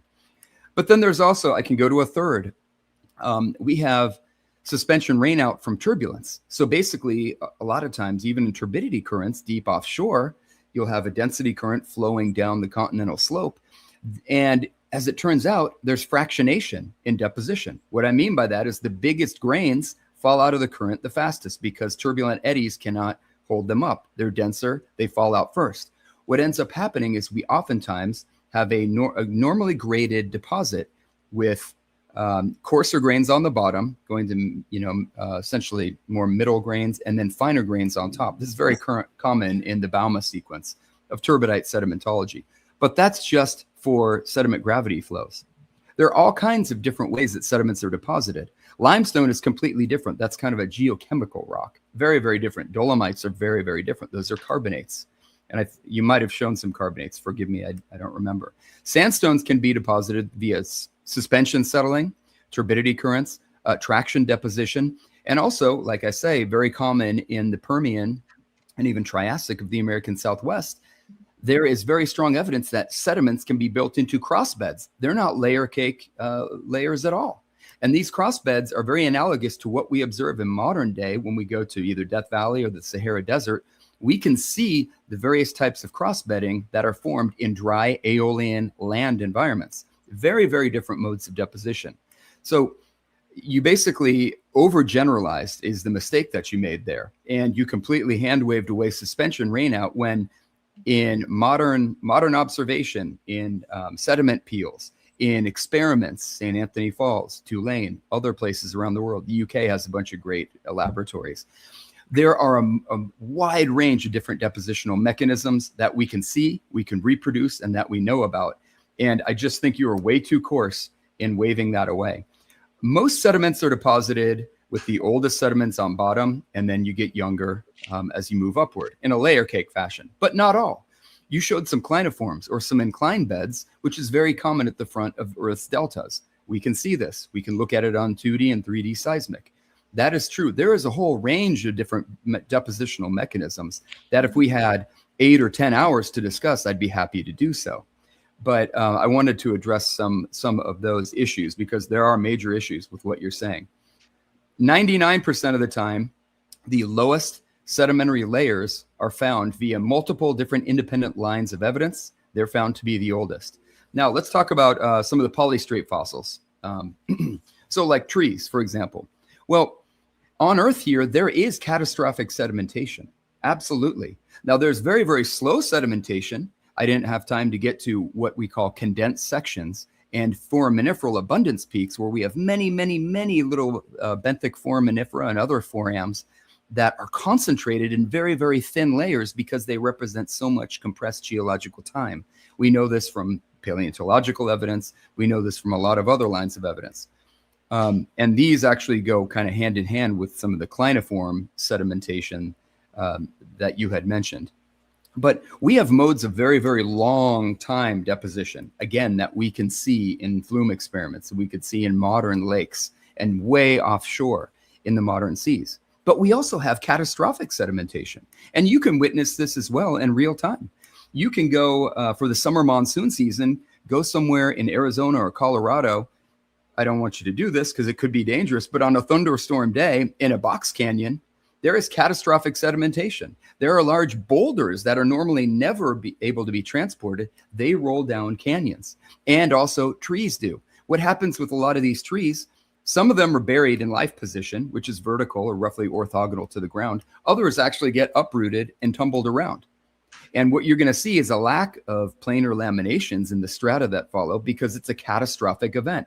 We know what flood deposits look like in the ancient record. A lot of times they're conglomerates that are floating in a silty or fine-grained matrix. You see large boulders that could never be transported with a typical current or in a typical river. And these are catastrophic. And we do have evidence of trees in life position or even uprooted, surrounded by boulders and muds and whatnot. So I wanted to address that. Polystrate fossils are absolutely a thing. You can deposit a lot of sediment around a tree.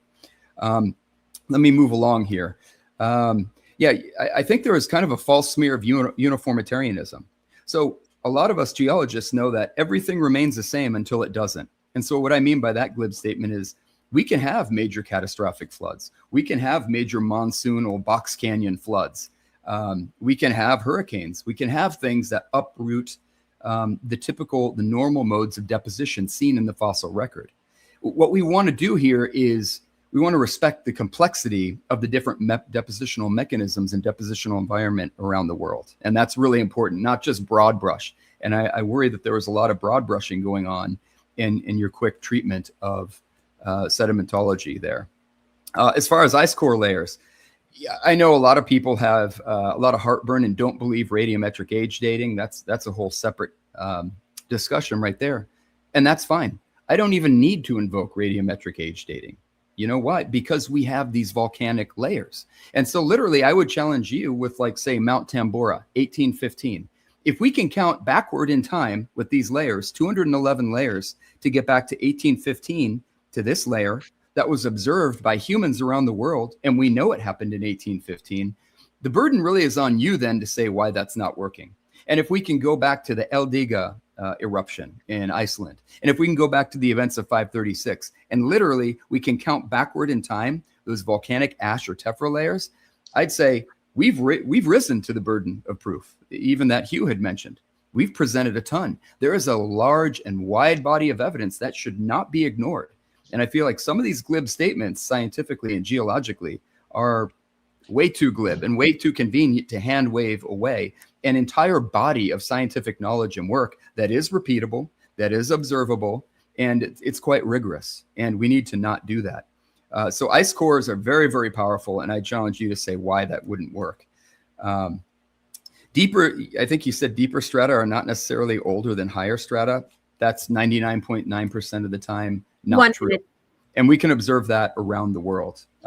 There's a lot there. Oh, dinosaur soft tissue. I think you raised that issue. Did you know that the person who actually put that study out, I believe Dr. Mary Schweitzer at Carolina State University, NC State actually, she was a Bible-believing Christian, but she's an old earth person. And she totally accepts the older earth. And she acknowledges that there are major issues that were raised by her work. And she actually, what she said was that a lot of the iron that's in place can preserve some of that apparent biological material. But it's highly degraded, by the way. Just for the audience, for everyone here, this material is not like flesh and blood, like living tissue. It's highly degraded. She said that. Google Dr. Mary Schweitzer at North Carolina State, the author of that study. And very quickly, probably have like 30 seconds here. I would say that if the universe is intelligible, and Hugh, I was going to ask you some of this here. If the universe is intelligible, then can't we do science to learn more about God's creation? Or what part of doing science, at what point do we have to stop? At what point do we have to shut the door and say, oh, this is off limits, and we're not supposed to look at that? And where does the church teach that exactly?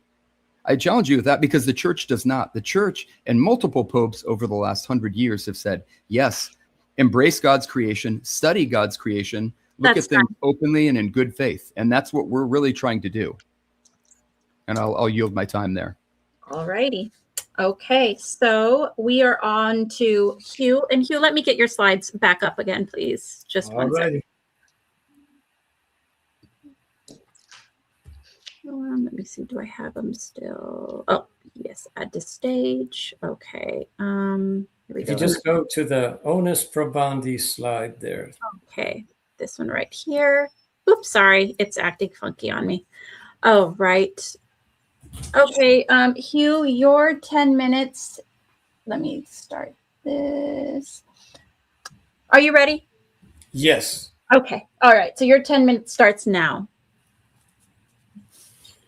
So we saw that there is a burden of proof that is on the side of anybody who questions the literal and obvious sense of Scripture, especially in an historical book of the Bible, which the PBC says Genesis is. But it's also important to remember that just because more than one interpretation is permissible does not mean that there can't be a drastic difference in the weight of evidence that supports one interpretation or another. For example, in 1853, I would have been free not to assent to the doctrine of the Immaculate Conception, but nobody in his right mind would say that the overwhelming weight of evidence from Catholic tradition didn't support the dogmatization of that doctrine. And remember that the PBC says that we must interpret day in Genesis 1 with the church and the Holy Fathers leading the way. And one of the ways that the church teaches us is through the sacred liturgy, as Dom Guéranger famously teaches. And Dom Guéranger is emphatic that in the entire liturgical tradition of the Roman Rite, in only one place is there any exception to 4,000 years being cited in the sacred liturgy as the period of time from creation to the birth of Christ. And the one exception to that is, of course, in the reading from the Roman Martyrology for the Midnight Mass for Christmas, where the chronology derived from the Septuagint is read. And that gives you between 5,200 and 5,500 years from creation to the birth of Christ. But look what the servant of God, Dom Guéranger, says about that. He says, on this one day alone, in the entire liturgical tradition of the Roman Rite, the chronology derived from the Septuagint is cited. But in every single other case, it's the 4,000 years that are derived from St. Jerome's Vulgate translation of the Masoretic text. And he says This is the liberty which the church allows us on this question, not the liberty to choose between 13.8 billion years or less than 10,000 years. The liberty that Holy Church gives us, according to the principle of lex orandi, lex credendi, is between the 4,000 years from creation to the birth of Christ, or up to 5,500 years, according to the numbers in the Septuagint chronology. Now, let's remember, Venerable Bede was one of the few fathers who learned Hebrew, and he saw that if you followed the numbers in the original Hebrew text of the Old Testament, you ended up with the 4,000 years from creation to the birth of Christ. But he was accused of being a heretic to his own bishop for questioning the Septuagint chronology. So this was not considered a minor matter. And as Dom Guéranger tells us, the liberty that the fathers and doctors enjoyed with regard to the chronology of the world was the liberty between the 4,000 years or about 7,500 years, much less than 10,000 years from creation to the birth of Christ. And why is this so important? Because even a sinful pagan father will dutifully try to orient his children in time and space. So how much more our Heavenly Father, who knows exactly when, how, and over what period of time he created this world for us. And so we need to acknowledge that only our Lord has a vantage point outside of time so that he can communicate to us when, how, and over what period of time he created the world. And he was very clear about it. And that's why every single father of the church was adamant that the world was created for us much less than 10,000 years ago. And that's been communicated to us through the inerrant word of God, through the unanimous teaching of the fathers, and through the prayers of the sacred liturgy. And so let me now address a few of the points that were raised in rebuttal against our position. First of all, days without the sun. Anybody who studies the greatest commentators on Genesis knows this was not a problem for them. You can read the commentary of St. Lawrence of Brindisi, for example, who knew the entire Bible by heart. He knew all the biblical languages, and he wrote a detailed commentary on Genesis. He's the last doctor of the church to have done so. And he explains with the other fathers and doctors that God created light on day one to alternate with darkness, to create the day-night cycle. And then on the fourth day, he created the sun. And why did he do this? It's incredible to me that geniuses like Father Stanley Yaki in their writings say, well, you can't have days without the sun. Obviously, you can't interpret the days of Genesis 1 as 24-hour days. Did he really think that the fathers of the church didn't deal with this question? They did. And what they teach is what is in the catechism, for example, that the little flower learned. So at the age of 7, she could have answered this question, which now seems to stump Catholic PhDs all over the world. And the answer in the Catechism of Perseverance that the little flower used to memorize when she was 7 or 8 years old is, God created light on the first day to create the day-night cycle, but he created the sun on the fourth day so that anybody who remembered what God had revealed would never fall into idolatry. Think about that. Our Heavenly Father knew that if we no longer maintained the revelation that he had given about how he created the world, we would be left with nature. And then he knew people would look at nature and they would see, well, everything depends on the sun. The sun must be a god. We better offer sacrifice to the sun so that he continues to give us warmth and light and all the things that we need to live. And isn't that what they were doing in Mexico? Offering human sacrifice to the sun as a god because they had forgotten what God revealed about how he created the world. And so, I'm sorry, go back to the previous slide. I don't want to go to the next one. My apologies. So let me address the question about days allegedly being understood to represent periods of time during the creation week. That is false. You will not find one single father of the church who ever said that the days of Genesis 1 represented more than a day, a 24-hour day. What you will find is many, especially of the apostolic fathers, who said that the 24-hour days of the Hexameron foreshadowed thousands of years of human history in the period of providence. But that does nothing for your claim that God created the world over these long ages of time, because there is not one single example that you can cite to us of any church father who held that the days of Genesis 1 represented anything longer than a 24-hour period. And since the PBC commands us to let the church and the fathers lead us to arrive at the correct interpretation, we have no alternative other than a 24-hour day or an instantaneous creation.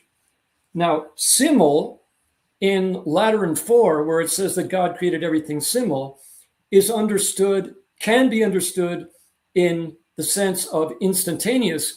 But if you go through the Vulgate, the Latin Vulgate, and we've done a thorough study of this, you will find that again and again the word simul is used in the sense of relative simultaneous. In other words, it can be applied to a series of things that happen one after the other. And so simul in Lateran 4 cannot be used to be reconciled with long ages of progressive creation. It can only be properly used in relation to the 6 days of creation, which is the overwhelming majority view, or an instantaneous creation. Thank you, and God bless. Okay. All right. Tim, let me get your mic back up and mine down. Okay, just a second. Let me let this timer go off here. I guess so I'm not beginning yet. No, not yet. I guess I'm the only guy that'll be using my rebuttal period for cross exam. So please keep responses short, because I have a lot of questions. So I'll be mainly asking Hugh several questions here. Keep them one line or under, please. So for this section, it's across. You're using your time for. Yeah. Okay. Yeah. Okay. Okay. Short answers. Okay. All right. Just 1 second. All right. We have 10 minutes. And Tim, are you ready to begin? Yeah. Okay. Starting right now. Hugh. Okay, my man. I just heard a scorching repudiation of the natural law tradition within Roman Catholicism, that we would worship the sun without the book of nature. That's remarkable. Let's jump to what the church actually teaches. 1909, the PBC. Now, you said, you might have a different translation from me. I hate to do this. Here's my translation of question 8, and it's basically a dubia response. It says, in the designation and distinction of the 6 days mentioned in the first chapter of Genesis, may the word yom be taken either in the literal sense for the natural day or in an applied sense for certain space of time, and may it be subject to free discussion in the affirmative. When you read it, again, I hate to do this, I'm not implying an ethics bio, but you said, you interjected the word proper into the first half, the anticipatory clause, and the word improper into the second clause of the sentence. Do you have my same interpretation, or do you have another transliteration of the document? I don't know. I used Denzinger originally, but I'd have to look it up. I don't have it in front of me, but I certainly tried to follow what was in the version that I had. So you recognize proper and improper are not in there? Because you also, just now, you repeated, you said allegedly, as if you didn't believe that the translation up on Vatican.va is, may the word yom be taken either in the literal sense for the natural day, with no preference, though you said that it said proper, or in an applied sense for a certain space of time. And it confirmed these. It gave no privilege. The church has never given any privilege to either of these. Like, do you acknowledge that? The privilege derives from the fact that we have to interpret with the church and the fathers leading the way. That's why it's all right. From your point of view. Okay. So the privilege was all subjective, not objective. Thank you. What now? Where does the Pontifical Biblical Commission mention patristics once in these first 8 responsums? You kept saying that it mandated that we abide the fathers. Where does it do that? I don't see it. That we have to interpret Genesis 1-3 with the church and the fathers leading the way. Okay, yeah, with the church and the fathers. Now, that's good. I'm glad we agree on that one. Can you identify, just because you're making a big claim, a single ecumenical council, a single papal definition, or a single even ordinary universal binding magisterial statement that teaches a specific age of the earth? Yes or no? The Seventh Ecumenical Council mentions obiter dicta, the chronology derived from the Septuagint. It's not defining the age of the universe, but it shows that that is the framework within which all of the fathers of the council were operating. Good. Okay, that's helpful. So if the age of the earth is revealed divinely, as you say, and is binding upon Catholics, what's the precise age of the earth exactly? The liberty that the church gives us, according to the servant of God, Dom Guéranger, is no, according to the church, not to Dom Guéranger. Where, according to an ecumenical council, can you name an ecumenical council that binds us to an age? You said it's divinely revealed. Because it's in the Word of God. It's just as St. Robert Bellarmine said to Galileo. Does the church bind us to an interpretation or a transliteration which calls upon a certain number, which calls us to a certain number? Yes or no? Much less than 10,000 years, because you can't get anything else from the sacred text of Genesis. So it's a range. Okay, so you're saying that there's a divinely revealed. If it's an approximate age, then since when does divine revelation reveal approximations? Can you name one other instance in Scripture where there's a public revelation of a range, like 3 or 4 persons in the Trinity, or like Jesus has 2 to 6 natures? Sure. Something like that. Sure. So up until 1854, you were free to hold that the Blessed Virgin Mary was conceived immaculate, or that she wasn't. That's not what I mean. I'm talking about but it speaks to your question. All right. Yeah. So sorry, I'm gonna call the time back here because I have to control my time. When we're talking about enumerating something in the Bible, it's all the number of cubits being used to make things in the Old Testament. We don't have ranges. We have absolute numbers. That's not true, actually. Well, this isn't a debate where we get to go back and forth. This is my time. How about an irreformable doctrine, any place ever promulgated by the church, where the church left open explicitly, but invited Catholics to debate something that was heretical or contrary to the faith? Is there any other instance you can mention? Because that's essentially your claim about old earth. But that's not my claim. I'm admitting that the church allows that it could either be an instant or 6 days. That's what we have in the fathers. I'm not saying that everybody has to hold to the 6-day view. Okay. You said something like St. Augustine had an errant view of an errant transliteration of the Greek koine as simul. Well, this is in the Vulgate. This is Pope St. Damasus I, who tasked Jerome to translate the Bible. And this is the definitive Bible for us, as you know.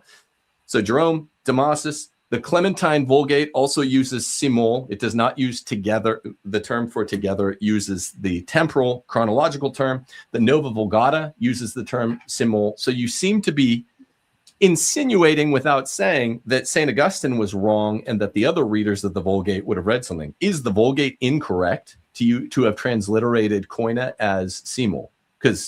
No, because simul has a semantic range. Any Latin scholar will tell us that simul can be understood in the temporal sense, or it can be understood in the sense of koine.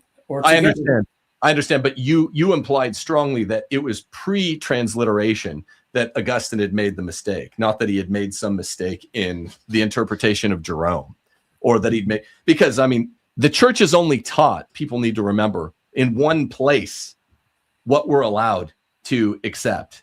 And when it comes to the days of creation, it says very specifically, without privileging either, that Yom can be interpreted in either context. I would ask this. You said, are you implied, did the Council of Trent reject all non-Alexandrian chronologies? Because the Alexandrians were the ones who shared our view, and the non-Alexandrian ones are the ones who more or less shared your view. The Catechism of Trent, in its explanation of the third commandment, says that we're to keep the seventh day holy because God told us that he created everything in 6 days and consecrated the seventh day to himself at the foundation of the world. That's crystal clear. So which exact chronology enjoys the unanimous consent of the fathers? And let's say the teaching of the church, the Hebrew chronology or the Septuagint chronology, because there are, you say that it's unanimous and it's just not. There's a Hebrew chronology, the Septuagint chronology, Augustine's somewhat idiosyncratic chronology, Eusebius's chronology, the other Alexandrians who have a mildly differential chronology like Clements and Cyril's. Which of those chronologies is the one correct divinely revealed one? Which one's the correct?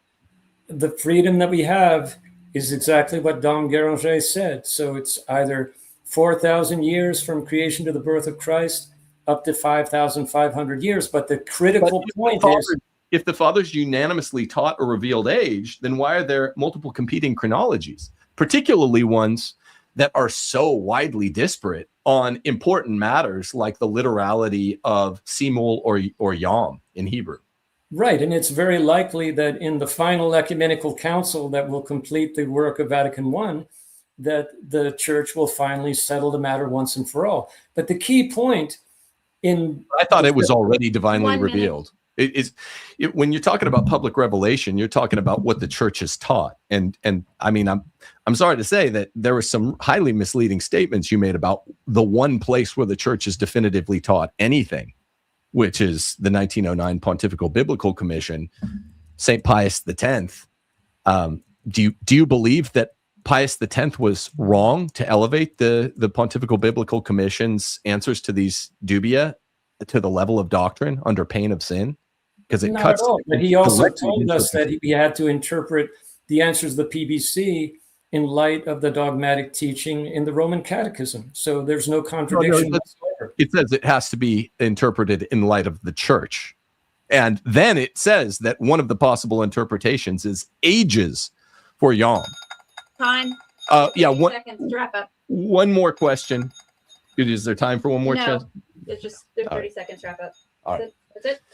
Well, I would just say that, you're using terms like allegedly, proper and improper, and this is very characteristic of your point of view, which is critical of the non-literal interpretation of Genesis 1, 2, and 3. And those are superimposed. I was surprised how much they were superimposed. Okay. So we're moving on now to closing statements. And I think the agreed upon order, let me see what we have, was the same as the opening statement. So Tim, I think we're starting with you. Wait, how many times? It's 5 minutes. 5 minutes, yeah. Okay. Yeah. Sorry, just a second. I got to change that. Well, 5. Okay. Are you ready? Yeah. Starting now. The 3 main points that you should take away. The church has never defined a divinely revealed age, which is why you couldn't give me a number. Not at the main 4 dogmatic councils, Nicaea, Trent, Vatican I, Vatican II. Let's say the main 3, Nicaea, Trent, Vatican I. No pope is dogmatically defined. There's never been, of course, an ex cathedra definition. There's never been an ordinary universal binding magisterial act saying what the age is. There's been one ordinary universal magisterial act which says, I'm sorry to say, almost the exact opposite of the way that you were characterizing it, Hugh. It said, look, you can have either of these 2 competing ideas. And it did not privilege one over the other. None of them define an age. So that's the first thing you need to take away if you're listening to this. And you've listened to probably a lot of Colby Center stuff because they've been very influential. And the second takeaway proposition is that the fathers do not, contrary to what Hugh Owen says, provide any single revealed chronology. There's a Hebrew chronology, a Septuagint chronology, an Augustinian chronology, Basil's chronology, Eusebius's, and then even difference among the Alexandrians, like Cyril and Clement. So most old earth advocates haven't pressed Hugh on this point where I've looked at him. He'll say, the fathers unanimously taught young earth. Young earth is a range. That's why our position, by the way, is older than the oldest young earth model. Okay, so which chronology is it? And there's no other place, as I asked him and he couldn't answer, there is 0 other places in salvation history, particularly after Constantine, when the church was really active, that the church calls us to an approximate numerical belief in regard to ages of things. It just doesn't do this. If we need to know an exact number, Holy Mother Church provides us with the exact number. That's what the common use of the language publicly revealed age of the earth means anyway. So that's the second one. There is no unanimity among the fathers. Generally speaking, yeah, I'd allow the characterization that they all basically, more or less, are what we would call young earth. But what is it? If it's publicly revealed, 5,000, 6,000, that's a big range. So there is no unanimity among the fathers, and there's only one place where the church has ever definitively taught pretty much the exact opposite of the way Hugh read it. Thirdly, the listener needs to take this point away. The church explicitly labored to leave chronology open. This is where the 1909 Pontifical Biblical Commission becomes the only real shelter in the storm for any of us who are looking for the truth, any of the 4 of us or anybody out there listening. And I know a lot of kind of people get re-entrenched into their position, but I'm asking people to really consider it. The church identified what Catholics must believe, and it did not include a specific chronology among those doctrines. Therefore, we are free to make this a matter of geology, not theology. It's just that simple. And it's really, really important that folks understand that the modern church before Vatican II, we're not opening that whole Vietnam, but our greatest allies, us old earth people, me and my brother and anybody out there rooting for us or persuaded by us, are preconciliar popes, Pope St. Pius X and Pius XII. In fact, Pius XII, discussing contemporary cosmology in 1951, saw 0 contradiction between Catholic orthodoxy and immense cosmic ages. He believed a 5 billion year age Earth for Earth. It's just remarkable. It wasn't a dogmatic definition, and I'm not claiming it was, but he believed in 5 billion years. He said, according to present day science, with that concreteness and exactness which are characteristic of physical proofs, the universe began at a time 5 billion years ago with unimaginably great explosion. I'm not saying it's dogmatic, but it's significant. Here's why. A pope recognized no necessary contradiction between the Catholic faith and the ancient cosmos. The theological victory is not a number. The theological victory, like I said before, is that the universe and earth had a beginning in time, but non-Vatican II popes like Pius X and Pius XII believed the earth was old, and that's why they said what they said. Yeah. All right. Okay, so moving on. Let me mute your mic, Tim. Moving on, I believe the next closing statement is Greg. Let me get this timer going. Okay, Greg, I'm ready when you are. Okay. All right, starting. Oh, sorry. Let me know when you're ready. Yeah. Okay, starting now. So the Catholic Church has encouraged Catholics to use science to understand God's creation repeatedly over and over again. It goes back to Albertus Magnus, to Thomas Aquinas, and faith and reason, all the way up to modern times. St. John Paul II, of course, and Benedict XVI had very, very interested views and encouraging statements about pursuing the science, which is what we are trying to do. We are trying to faithfully understand and respect God's creation. We want to understand God's creation to do as much good as we can to honor that and also to help with human flourishing. Now, Tim has spent a lot of time basically, I think, proving up, according to the church's own documents, which is beautiful. We have magisterial teaching. We have a Catholic Church hierarchy, and we know we've been instructed what we are allowed to believe. And we've seen where we should be encouraged to pursue with scientific inquiry, in good faith, to go out and to be interested in the natural world and to find truth.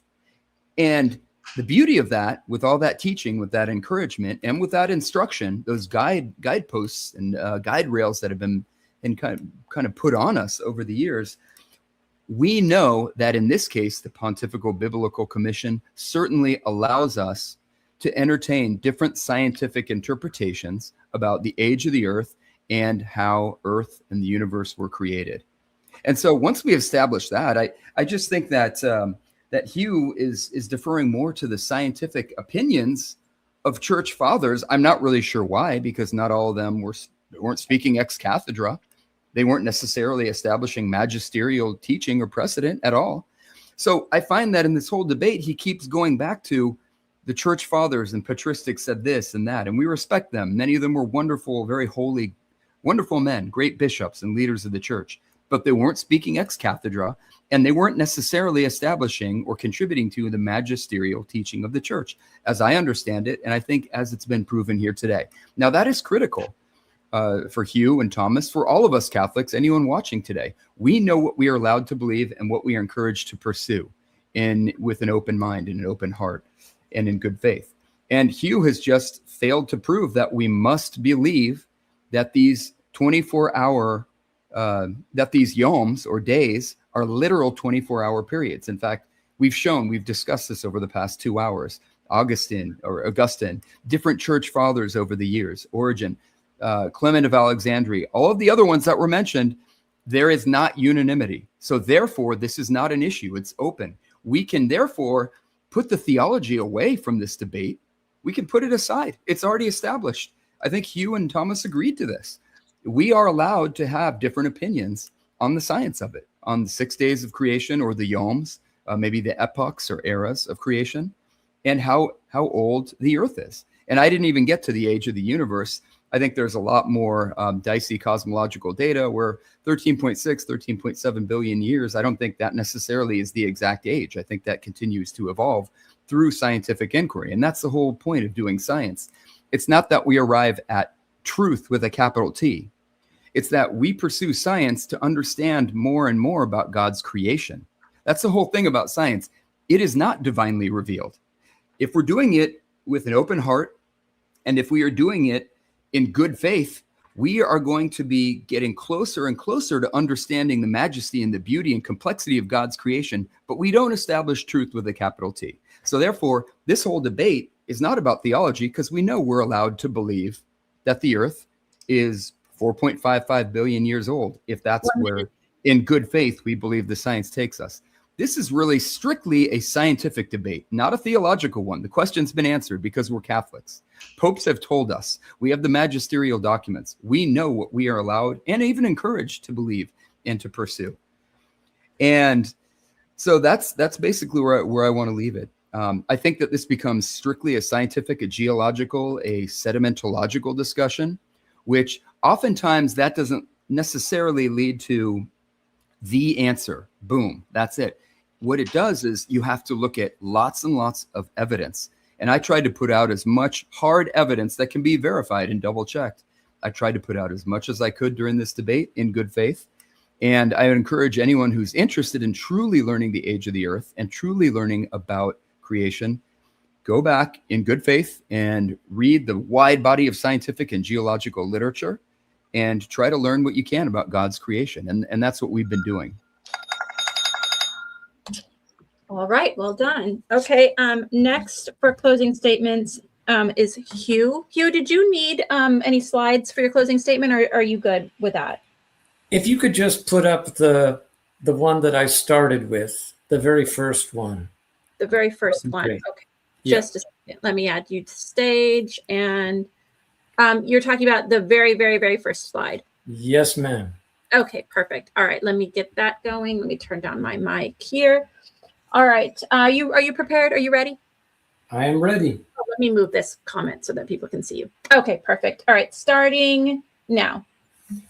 Okay, the most important point that we need to make is that every father of the church made the distinction that St. Maximus the Confessor emphasized between the supernatural work of creation and the natural order of providence, which did not begin until the entire work of creation was finished.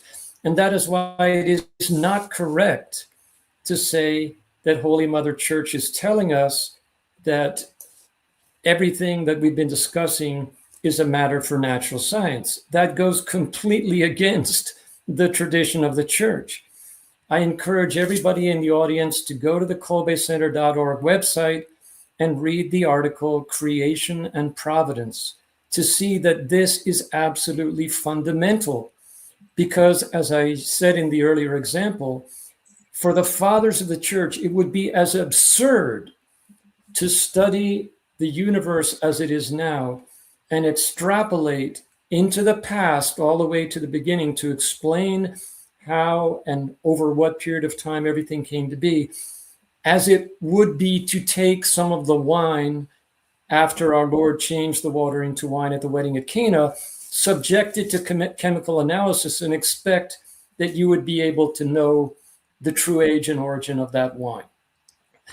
On our website, we have another article, The Negative Impact of Belief in Evolution on Scientific and Medical Research. And to answer Tim's question to me, or one of his questions to me, we are not against the Catholic tradition of studying nature, but overstepping the bounds of what is proper to natural science has been the biggest disaster for scientific and medical research. And what we need to do is to recognize what St. Maximus the Confessor told us, that the age and origin of the universe is not a matter for natural science. If natural scientists would stick to studying the natures of things and how they relate to each other within nature, then our science and medicine would make much greater progress. Instead, by overstepping the bounds and thinking that we can extrapolate from what we observe in the order of nature back all the way to the beginning of the universe, we are just wasting huge amounts of human resources, money, and facilities that could be used profitably if we stayed within the proper bounds. And here's the other thing that, and I apologize for not having successfully communicated to this. It isn't really important whether the world is 6,000 years old, roughly, or 7,500 years old.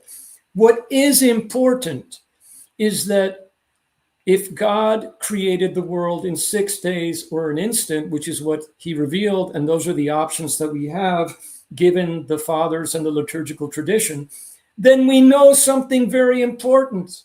We know that God created every single kind of creature for us from the beginning. And our Heavenly Father communicated that to us so that we would know that we are the apple of his eye. There is no kind of creature that he did not create for us. And that is critically important.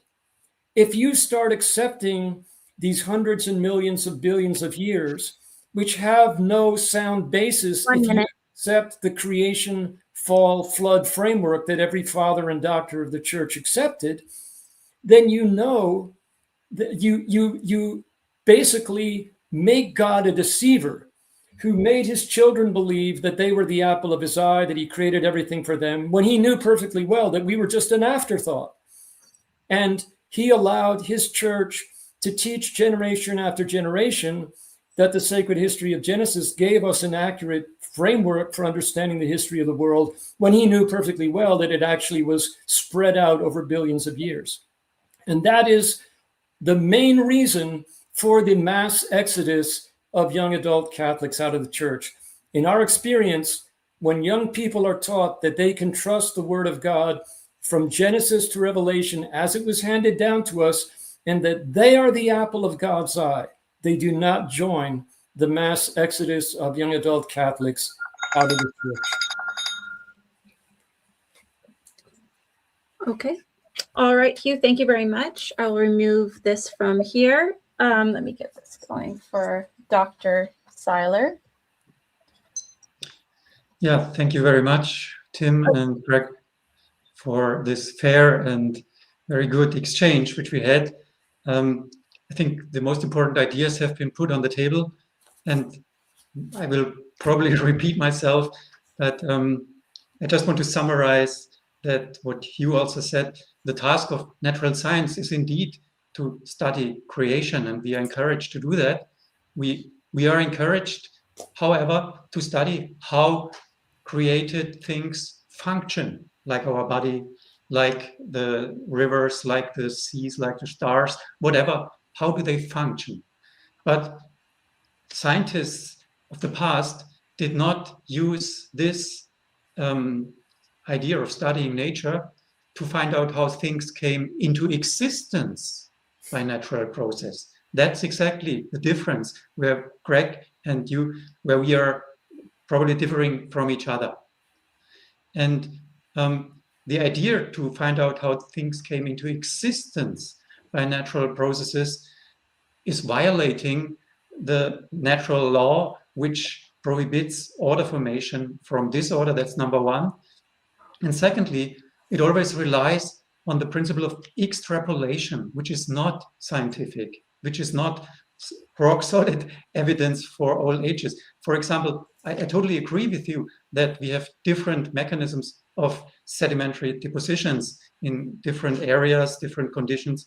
And however, the question is whether these slow mechanisms, as proposed by Charles Lyell, really produced the vast sedimentary rock layers which we find everywhere in the nature. That's the question. Can we use this slow process, or do we have the process which is based on catastrophic events like a flood with moving water?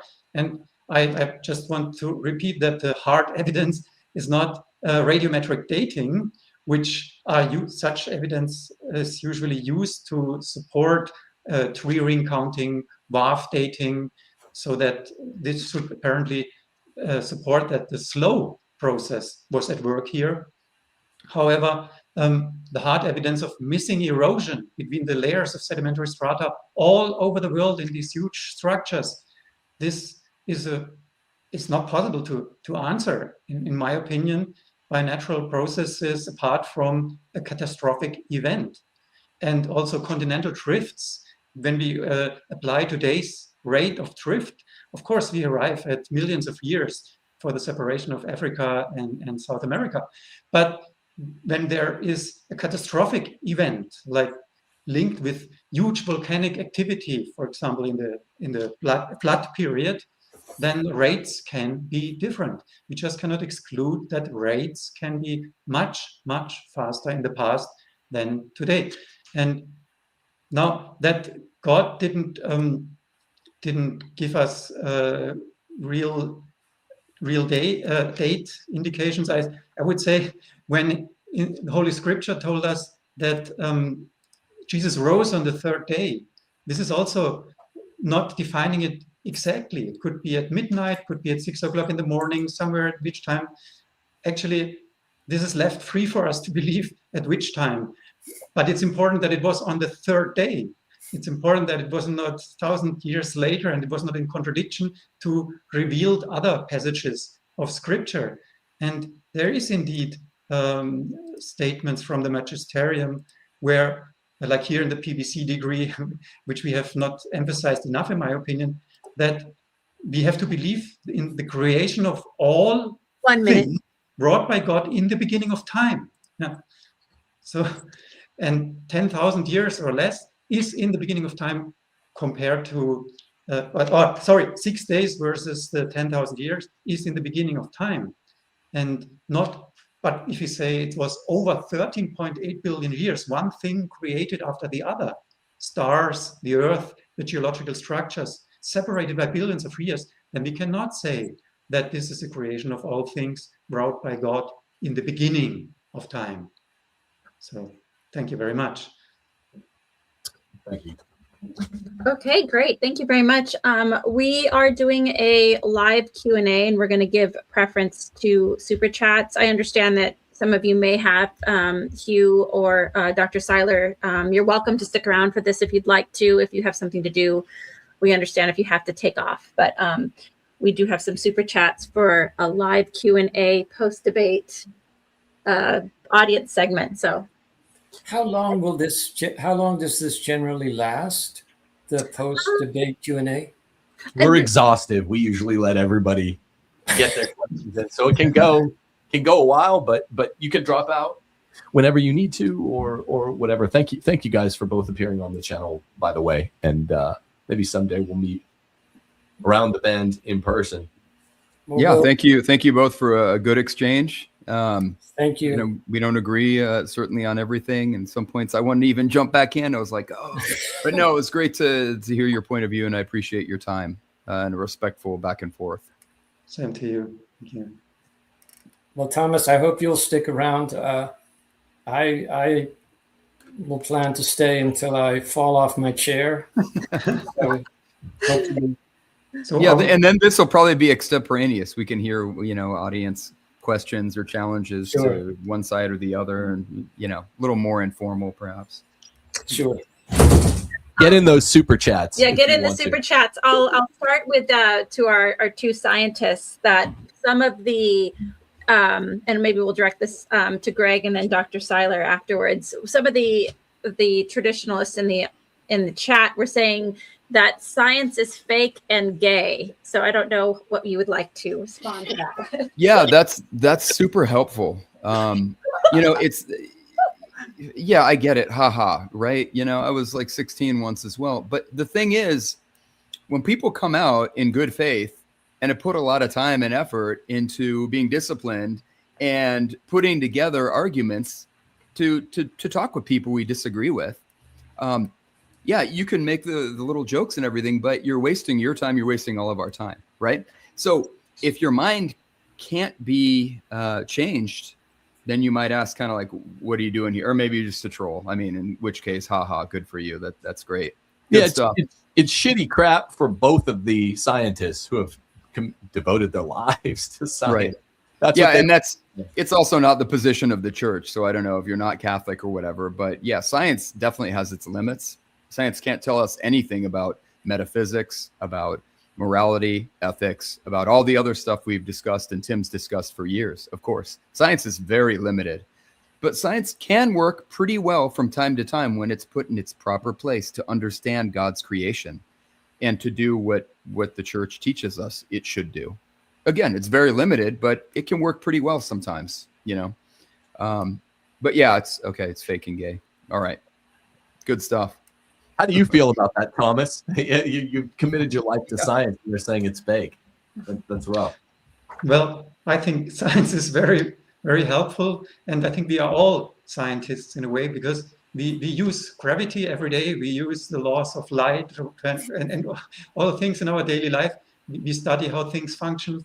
We work on that. It's very helpful for our daily life. And what we call a scientist is actually only someone who has a microscope or a telescope, but in principle he is doing the same as any ordinary man walking through nature and looking, how are things, what do I see here? Science is observation and seeing something which we have not produced.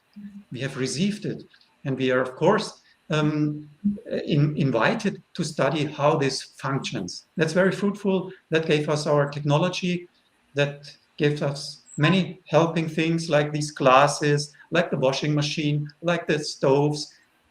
This is very good, yeah.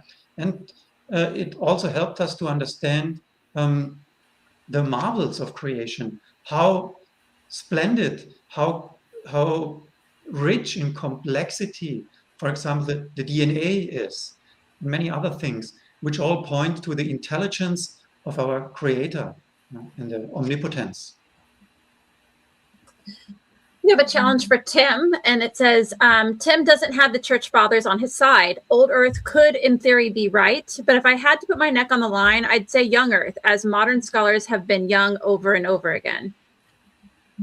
Yeah, I don't know what you mean, because there's significant disagreement among the church fathers as to the proposition stood for by the claim that there's a divinely revealed age of the earth. There is not unanimity among the fathers unless you group together, which is an entirely synthetic grouping criterion, the range of ages that the fathers thought the earth was. Now, they tended to agree with each other because they lived in a universe before Copernicus, before the Big Bang, before modern geology. So of course this is an accidental thing. I would make this admission to you too. It might shock you. If I'd asked any of the patristic fathers about DNA or the light bulb or about modern medicine, they would have said no too. Yeah, Wi-Fi is fake and gay. It's not real, because the patristics didn't acknowledge this accident of nature. It's ridiculous. And can I ask also, just really quick, sorry to jump in there, but like the whole old Earth, young Earth thing from the last person. So just tell me this: what's the line between old Earth and young Earth? Is it 6,600 years? You're like, so if you're less than that, you're young Earth. What's old Earth? 6,601. See, this is the thing. If there's a range, and I don't want to recapitulate the entire debate, but if there's a range, it's like, oh yeah, old Earth could be 7,200 years old. Young Earth could be 6,000 years old. You guys, there has to be a number to it. And what is it? Where do we go from young Earth to old Earth? Right. I hate to channel Oliver Wendell Holmes. It's never something I want to do, but he said it wisely, that nature loathes a distinction of kind. And of course, I reject nominalism in all of its metaphysical forms. But his point is well received here, that unless there's a distinction of kind, like an exact number revealed by God in the Bible, where we're not having to do all this interpretive work, putting together chronologies, genealogies, then it's really just a distinction of degree. And that's why the point is so devastating to the young Earth perspective, that there isn't unanimity among the patristics on a single age of the earth. We have a channel member who has a question for Hugh, and he says, how can you say, Hugh, a local flood would make God a liar when PBC explicitly gave permission to interpret them improperly, usurped either metaphorically or anthropomorphically? Well, again, because you have to read the answer to question 5 in the context of all 8 answers. And when you do that, you know that you have to interpret Genesis with the church and the fathers leading the way. And the literal and obvious sense is the default interpretation, unless reason dictates or necessity requires that you cannot understand the text in the literal and obvious sense. Now, I showed that it is very unreasonable. It's impossible to prove that the flood could not have been global in extent. And I gave some very compelling reasons why it would be absurd to claim that it wasn't global in extent, as all the fathers believed. But just sticking within the framework of the 8 answers, we're supposed to let the fathers and the church lead us in our interpretation. And there's no other way that we can interpret the extent of the flood, if we're going to let the fathers lead us, than to hold that it was a global flood. Thank you. This question, I think, is directed to our scienticians. Bruce Wayne, a member of the channel, says, dinosaurs are fake. The narrative of dinosaurs has been debunked. The skeletons we see are made from plaster. Go do a deep dive on this. Yeah, okay. So let me jump right in. I have literally done a deep dive on this in Big Bend National Park. I've been part of a dinosaur excavation team, and we pulled out a vertebrae that was actually not made of plaster, and it went for testing. We pulled a vertebrae out of Cretaceous sediments. The vertebrae was about the size of a wheelbarrow. So what was that? Was that fake and gay, or was it just fake? What was it there exactly? It wasn't plaster. I dug it out with my own hands. Actually, Tim, I think you were on that trip was there. back in college. Yeah. So, Could sorry, I also answer that question? Because, but I don't want to overstep my bounds. So, go ahead. Sure. Yeah, have a crack. Okay. Yeah. So, the Kolbe Center has been very involved in collecting dinosaur bones from all over the earth and then sending them to world-class laboratories for carbon-14 dating. And I was involved in an excavation on a ranch in Glendive, Montana. And my son and I, literally excavated a Triceratops femur, an enormous bone. And I can assure my friend in the audience that it was not fake. It was not plaster. Dinosaurs are real. And there probably are even a few of them still in some remote places like Papua New Guinea to this day. But what I think might also be of interest to the audience is that the scientists that we work with sent the fragments of this Triceratops to a world-class laboratory that had an accelerated mass spectrometer that can count the number of carbon-14 and carbon-12 atoms in the sample. And with this dinosaur and with every other dinosaur that we submitted for analysis, we found that the bone fragments contain substantial amounts of carbon-14. Now, probably most of the people in the audience know that carbon-14 is formed in the atmosphere when cosmic rays come in and collide with nitrogen-14 atoms and turn them into carbon-14 atoms.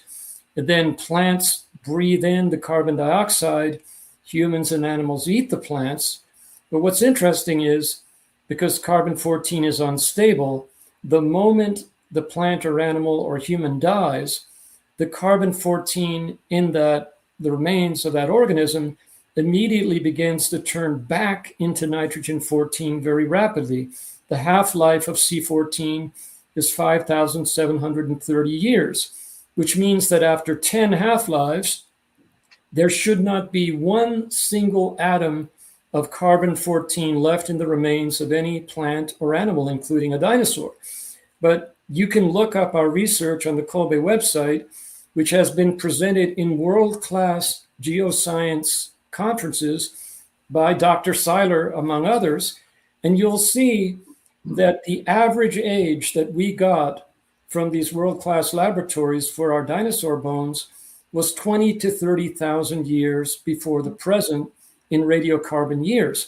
And you may say, well, that's still very different from the chronology that you're defending, but it's not, because we know that the Earth has a magnetic field, and the Earth's magnetic field has been measured for about 200 years, and we know that it is decaying exponentially. So if you go back to the time of the flood, the Earth's magnetic field was much stronger, and therefore production of C14 was much less. And we can be sure that the 20 to 30,000 year age actually fits perfectly into the biblical framework. I'm sorry, I'm sure I went way overboard, but no, that was great. And I would actually say I appreciate that you're using science to extrapolate backward, Hugh. That's exactly what we've been doing. And so, yeah. But it's within the realm of the creation providence framework. That's the difference. But you're still using scientific methods to go back and prove something up that you never observed directly, which scientific observation. Partial consensus. Yeah. So the commenter, Bruce Wayne, who made the remark, probably is quick to latch on to the polar opposite point of view from his. He said, oh, no, they're fake. They're made of like Play-Doh or whatever. And then Hugh responds, no, they're real, but I can still take the end run to your worldview. Well, the nice thing is that we can say, okay, so there's total consensus among the four panelists here that dinosaurs are real. And then we would just point at the fact that the scientific consensus and the literal brachiosaur that Greg and I dug up, that was much, much older than the 30,000-year-old dinosaur that Hugh dug up, the Triceratops. Yeah, and the carbon-14 thing, not to bore everyone, but of course there's obviously a scientific response to what they're saying. Carbon-14 has a 5,730 year, I believe, half-life. And yes. By the way, it's It's in most terrestrial soils. It's found all over the place. Contamination is very, very common. It's very common. You have to ask how much carbon-14 was found relative to what would have been the parent. But it's extremely common, especially with groundwaters, with root systems. In the first, I don't know if it's the first few centimeters or maybe the first meter of Earth's soil. So carbon-14 is found in almost anything you're going to dig out of the soil by definition, because it's very, very common. But that's where we'd probably diverge, Hugh. Dr. Syler can answer the claim of contamination because he's been dealing with this for many years, and contamination is really not a viable explanation for what we found. But I don't know. I would disagree. But yeah, we're going to disagree longer there. discussion probably. But maybe what I can say is that there's a whole list of ages published on things which contain carbon, like coal, fossilized wood, like saber-toothed tigers, mammoths, whatever. And many of these things contain much less carbon-14 than what we have found in the dinosaur bones. Right. So it is very strange that this alleged contamination only occurs in dinosaur bones, or mainly, but not in all these other things which were measured. And I would like to ask you the question, Greg, are you aware of anything which is made of carbon where a 0 C14 content was measured? Because the world should be full of carbon-containing things which are older than the 100,000 years, which are needed in order to decompose every carbon-14. Yes. But, well, I'm not super aware. I think in some super pure, maybe diamond samples, it would be very rare to find carbon-14 within that crystal lattice. But I don't know offhand. I would have to research that. Right. Yeah. Albert Thomas said, and this is a quote from St. Albertus Magnus, and he says, "And we will confirm whatever we say by reference to visible and sensible evidence. For in natural sciences, those things that are in accord with sense knowledge are most certain." So. We all agree. We finally agree about something. We all agree. Indeed. Okay, moving on. So this is a question by Way Philosophy. If humanity evolved from primates, then what fallen nature needed to be redeemed? I think we all believe that there was a first couple, Adam and Eve, here. I'm going to go out on a limb. And Adam and Eve were sinful. Yeah, there's no Darwinists on the panel. Yeah, no Darwinists. Okay. Yeah, why? It's funny, people just assume old Earth means Darwin. There was a lot of that. Do you want to address that? Because there was a lot of I would like to. It's a long disquisition, and I'm going to begin now. Old Earth does not mean Darwin, but we're talking about the age of the Earth and the universe. We're not talking about the origin of life. Darwin, who wrote a book called On the Origin of Species, never even got to how life began. It's a scientific joke. That's the end of the disquisition. Okay. I don't touch evolution typically because I know a lot more about the Earth's crust, geology, sedimentology, and stratigraphy. That's what I can certainly speak to and actually add something to the conversation. Evolution is a whole separate thing. It doesn't need to be tied in with the age of the Earth or the age of the universe. Well, according to Darwin, you can close his book if you don't believe in Lyell's sedimentology. He relies totally on the geological column and the idea that the succession of layers represents a succession of time, because the fossils buried therein would then tell a story of life. And now the question would come, Greg, to you, if you accept the millions of years succession of the presented geological column, would you then say that death came after man came into existence or before? Sure. Is this Romans chapter 5, verse 12? So my understanding is the church is teaching on that applies to human beings with sin and death and the fall, not animals. I mean, God created, you would admit this, right? Did God create carnivorous animals with sharp teeth for tearing meat and killing other animals? Right. right? So death was a part of, see, that's the thing. There are human beings, I believe, and correct me if I'm wrong on any, I don't want to misrepresent church teaching, but I believe that teaching of death, that applies to sin, original sin, the stain of original sin, and then the fall, I mean, Adam and Eve's fall, and human beings, what humans have to endure. Animals were created as carnivores or herbivores, omnivores, and I don't think that same teaching applies to animals. Again, correct me if I'm misrepresenting anything that the church teaches. I think that all things which are belonging to animal death and destruction and disease and negative mutations are the consequence of sin.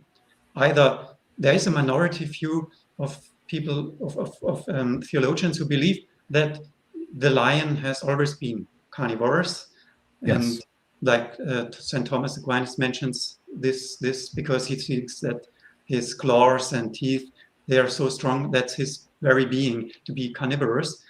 Well, that's what makes him a good lion, right?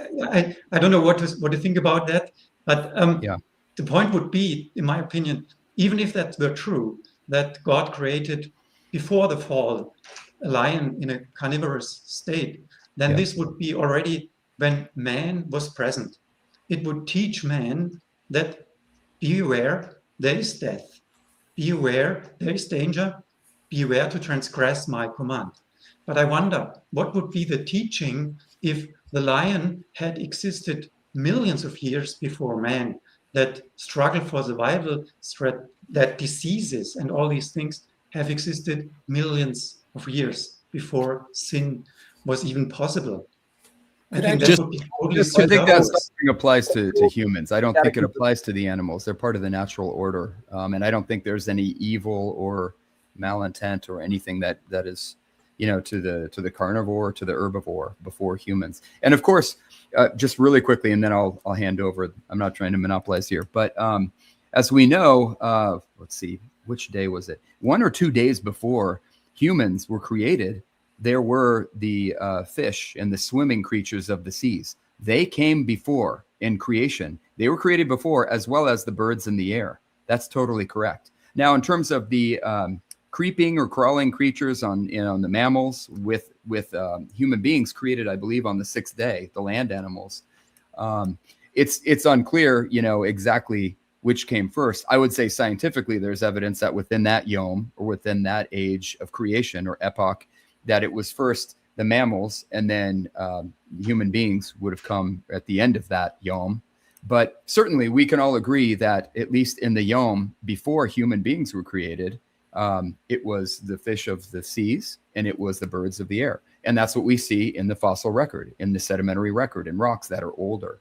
And it's not only Charles Lyell. I mean, you can take Charles Lyell, that's good stuff, but there's Hutton and there's great unconformity. You should look up what unconformities mean to the sedimentary record, as well as Nicholas Steno, actually a Catholic priest. He might have actually been bishop. He's really the true father of modern stratigraphy. So incorporate Steno in, because he's a great Catholic scientist.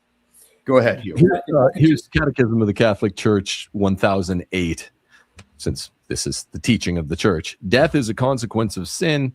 The Church's Magisterium, as authentic interpreter of the affirmations of Scripture and tradition, teaches that death entered the world on account of man's sin. Even though man's nature is mortal, we're only talking about man here, God had destined him not to die. Death was therefore contrary to the plans of God, the Creator, and entered the world as a consequence of sin.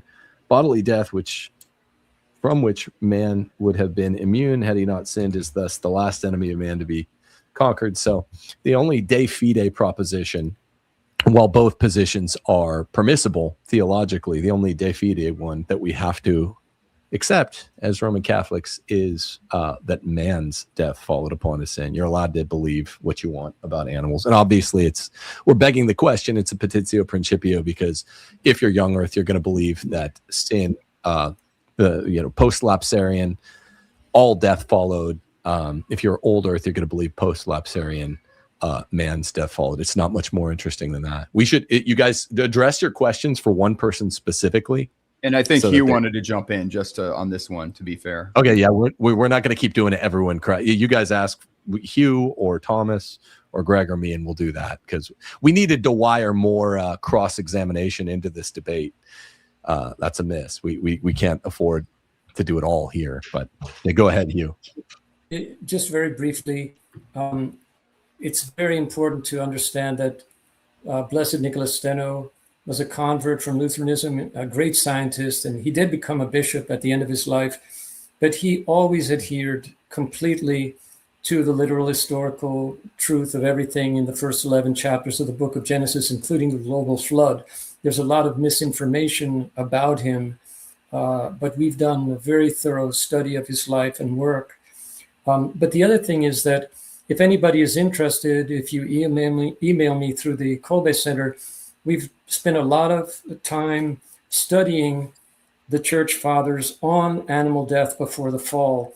And the overwhelming majority of the fathers held that there was no animal death before the fall, and that Scripture makes a distinction between creatures that have nefesh, the breath of life, and plants, for example, which do not. And that's why in the Bible, plants do not die, they wither. But animals who have the breath of life, they die. And according to virtually all of the fathers, the animals that have the breath of life did not die until the original sin was committed. And we see in the studies that have been done of the so-called non-coding DNA that we now know that God wrote into the genomes of different kinds of plants and animals programs that could be catalyzed by changes in the external or internal environment. So, for example, there are radishes that have no thorns, no spikes, but when certain kinds of insects start feeding on them, it triggers the activation of this genetic program, and those radishes produce spikes. And what's interesting is once the spike program has been activated, seeds from that radish will produce radishes that have the spike program activated. So it's entirely possible that God in his genius programmed different kinds of animals to activate these programs for carnivory or other kinds of aggressive behavior after the original sin took place. That would be very consistent with the latest discoveries in genetics. For Aquinas, plants do die. They're naturally corruptible. They have a vegetative soul, as animals have an animal soul. They're subject to death, decay, and dissolution. So the Thomistic answer would be they're naturally corruptible, which is defined as their forms are non-subsistent, independent of their matter. So when the matter corrupts, the plant dies, the whole perishes. This is the standard Thomistic answer according to the De Anima. Thomas's very close following of the De Anima and the philosopher. Also, of course, Nicholas Steno didn't believe in old Earth because it hadn't been posited. It wouldn't be posited for another 2 centuries. So yeah, like everyone in the 1600s, they were trying to understand things through the prism of what everyone else on Earth thought at the time. Right. Of course. Tim, there's a question, a super chat question. It says, Tim, age ranges can be acceptable and dogmatic. The assumption is a dogma that allows either death or direct assumption. This is a range. I said a numerical range. I said, I know. Yeah, you can have the dormition or the death or dormition, death or sleep. That's not what I meant. That's a qualification. I'm talking about quantification. There's just, you don't see a lot of that dogmatized. I would argue probably never. I was asking that question. I ask most questions in a lawyerly way where I know the answer. That was maybe one of 2 questions I asked you, not entirely certain. Is there any quantity that's divinely revealed? Quantity, not quality, that's divinely revealed that is a range or an approximation. So no, that's still not a good example. Sorry. This question's for Greg. Greg, the day that Adam was created, he looked biologically 33 years old, when in fact he was only hours old. Doesn't this show that we can't use natural-based models to prove the true age of a supernaturally created thing? Yeah, it's a good question. So I would say, well, from my understanding, I look to the church's teaching on this. And what has the church told me that I have to believe on this? am I required to believe that Adam looked biologically 33 years old, that he was created, at age 33 or what have you? He looked a certain way, or he was created to look old. He skipped the first 33 or 32 and a half years of his life. To my knowledge, I'm not required to believe that. I go back to a scientific understanding after or secondary to what the church teaches. And I believe, once again, anyone correct me if I'm wrong here, I'm not trying to say anything against the church teaching. I believe that what we are called to believe as Catholics is that humans were given a soul, especially by God, divinely, that was not created by any natural process. So science does not have a place for understanding the soul. And we do have to believe that there was an original Adam and Eve. And of course, there was sin, there was the fall, there was death and suffering for humans after that. That is my understanding of what the church teaches. So if you can show me where the church requires that I think Adam was literally created at age 33 and he skipped the first 32.9 years of his life, I mean, please show me. But I don't think we're required as Catholics to believe that. It kind of gets back to the original thing that we're discussing and debating here. How literal is Genesis chapter 1 and chapter 2? And I didn't Tim? think the church thought that Adam looked 33. It's pious opinion of a lot of the masters, but it's not required for belief. It's theological opinion.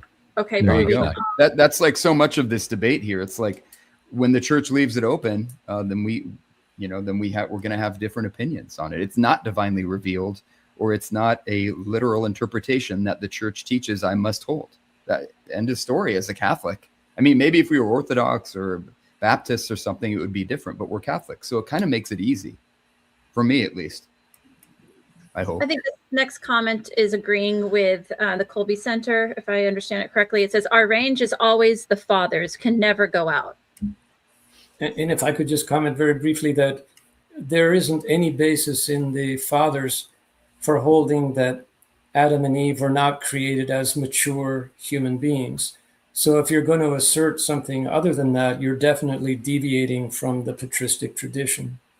And every private revelation in the history of the church approved by the church, like St. Hildegard of Bingen, when she was shown the creation of Adam and Eve, she was shown them being created perfect and fully formed. And St. Thomas teaches that in the Summa. We have a beautiful essay by Father Thomas Crean on the Kolbe website about the perfections of our first parents. So that's really the tradition of the church. But the crux of it, Hugh, is, am I, as a faithful Catholic, required to believe everything that the church fathers and patristics ever wrote or said?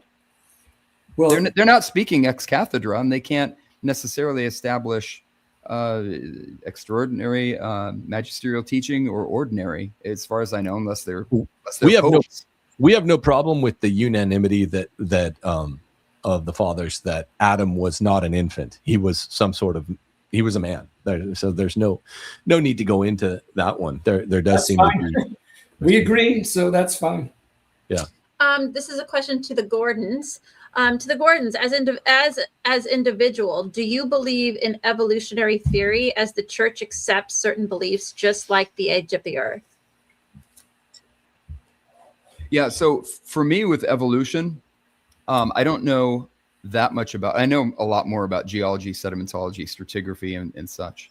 So on evolution, I'm not trying to punt here by any means, but Pope John Paul II, other popes have taught us in very recent, in the past 20, 30 years, they've taught us that we can entertain the hypotheses that humans came about. What's the right wording? I don't know. Tim, do you remember some of these statements in the past 30, 35 years? We can entertain the hypothesis of evolution, essentially, is what recent, I think 2 recent popes, Pope John Paul II, maybe even Francis as well, Benedict XVI, I believe.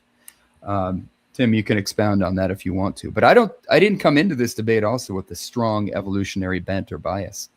No, I would never. I know the rocks really well, and I know that part of the science. That's kind of where I'm coming from it. Go ahead. I would never defend it. I'm actually less apt to defend it. I think it's actually been less evidence than they thought it would be in 1950 when Pius XII wrote Humani Generis. I think he was arguably over lenient with his remarks regarding evolution. I think Darwin's been largely disproven, and the beginnings of life have never been substantiated. And so you always, when we're looking at the beginning of the universe, beginning of Earth, beginning of the stars ages, there's just a lot more science there. I would never ever defend evolution, certainly not macroevolution. Not nearly as compelling as what we're defending here today. Way Philosophy says, does anyone consider that an all-powerful God could create billions of years of intrinsic carbon in 5 days? Yes, he could. Okay. Yeah. Very good. Did he? I mean, again, this comes to, Tim, you can go into Aquinas and whatnot. But reading the book of nature, I think that goes back to Augustine and whatnot. Is our universe intelligible? We were given reason. We were given these faculties. We were given a forebrain, right? So we can understand our home, which is Earth.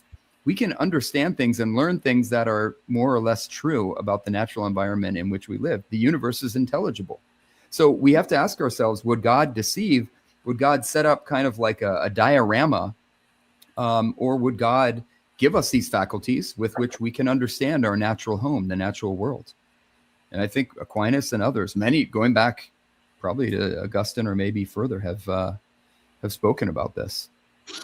I think the real mystery is that God created materia signata from nothing. He created signate matter from nothing, and by matter he gives us the amazing miracle of individuation. Matter is being the principle of potency and individuation. That's a miracle, and that's what we have to marvel at. There's a question for Hugh. It says, how can studying, this is from Ed Maza, by the way, how can studying creation be off limits when the Bible says 2 Timothy 1:9, Titus 1:9, that God began his work of redemption before he created the universe? Redemption should be open to study. Does he mean creation should be open to study? I just want to make sure I'm understanding his question correctly. But I think it just comes back to the distinction that Thomas and I have been trying to make from the beginning, which every father of the church made, and which St. Thomas Aquinas makes in the Summa, between the supernatural work of creation in the beginning, which was finished with the creation of Adam and Eve, and the order of providence, the natural order, which only began when the work of creation was finished. So it's not that we are saying that we decree that you can't study the supernatural work of creation. It's just a fact of what God revealed to us as it was understood by all the fathers of the church. And that's why St. Maximus the Confessor, father and doctor of the church, says, do not try to understand how God created all the different kinds of creatures, or that he did it comparatively recently, because we are in the order of nature. We're supposed to study the natures of things and how they interrelate to each other within this order of nature. We cannot study the supernatural work of creation, which was finished with the creation of Adam and Eve. That's all that we're saying. And we're following the unanimous teaching of the fathers and St. Thomas when we say that. Of course, God had the whole creation in mind before the creation of the world. But and it's perfectly reasonable to think about that theologically, but we can't go into nature and study what we see in nature and extrapolate from that to explain when, how, and over what period of time everything came to be. And if we do, we're going to come up with a totally wrong answer, which is why God, as a loving father, revealed the truth to us. And that's why in the 10 Commandments, he commands us to remember that he created everything in 6 days, because there's nothing in nature that would tell us that God created everything in 6 days. If we don't obey his commandment to remember what he revealed, we're gonna lose that. So if you follow the PBC, you're violating the 10 Commandments, which says you can take creation, the yom in a... No, you're not violating the 10 Commandments at all. Okay. Okay. It sounds like it. You're safe. No, because the PBC is telling you that you have two options. You can believe that God created everything supernaturally in 6 24-hour days or in an instant, but the instantaneous interpretation of St. Augustine still treats the 6 days of creation as real and sacred. So there's no contradiction whatsoever, and it still maintains the distinction between the work of creation, which was supernatural, and the natural order. So there's no contradiction at all. Well, I think we keep getting our wires crossed on what that question number 8 says. And what's up, Dr. Maza, by the way? Thanks for tuning in. Good question. So responsum to dubia 8, it doesn't mention instantaneous creation, which is the one that a lot of the fathers held to. It says, in the designation and distinction of the 6 days mentioned in the first chapter of Genesis, may the word yom be taken either in the literal sense for the natural day, 24 hours, or in applied sense for a certain space of time.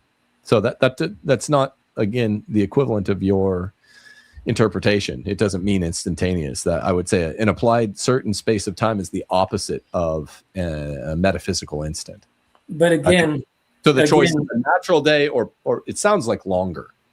But again, you have to take everything in the context of all 8 answers, and if you do that, you have to interpret with the church and the fathers leading the way, and they're not going to lead you. That those are the only 2 alternatives that the church and the fathers will lead you to.